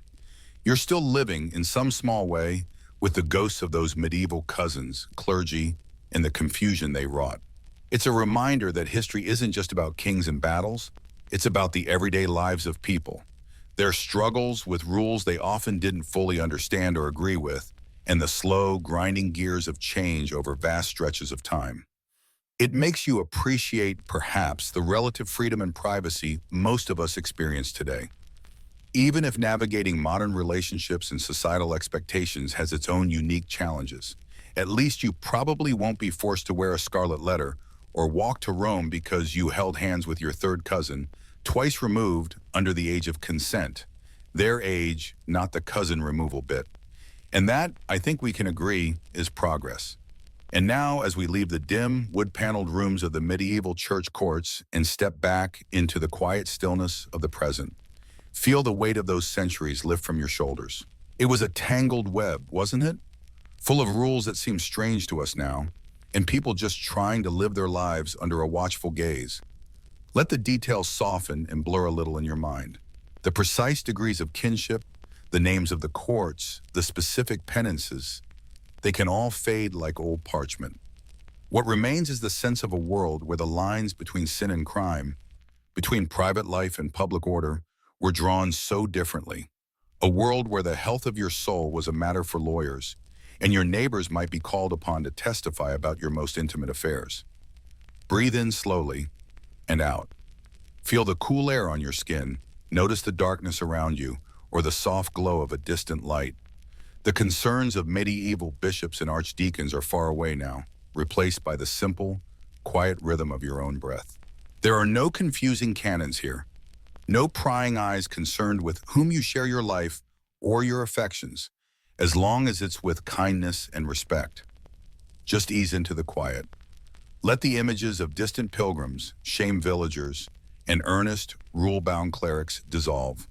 There's nothing more to figure out tonight, just the soft settling of your own body, the quiet hum of the world outside your window, and the slow, gentle drift towards sleep. Rest now. The history is done for tonight.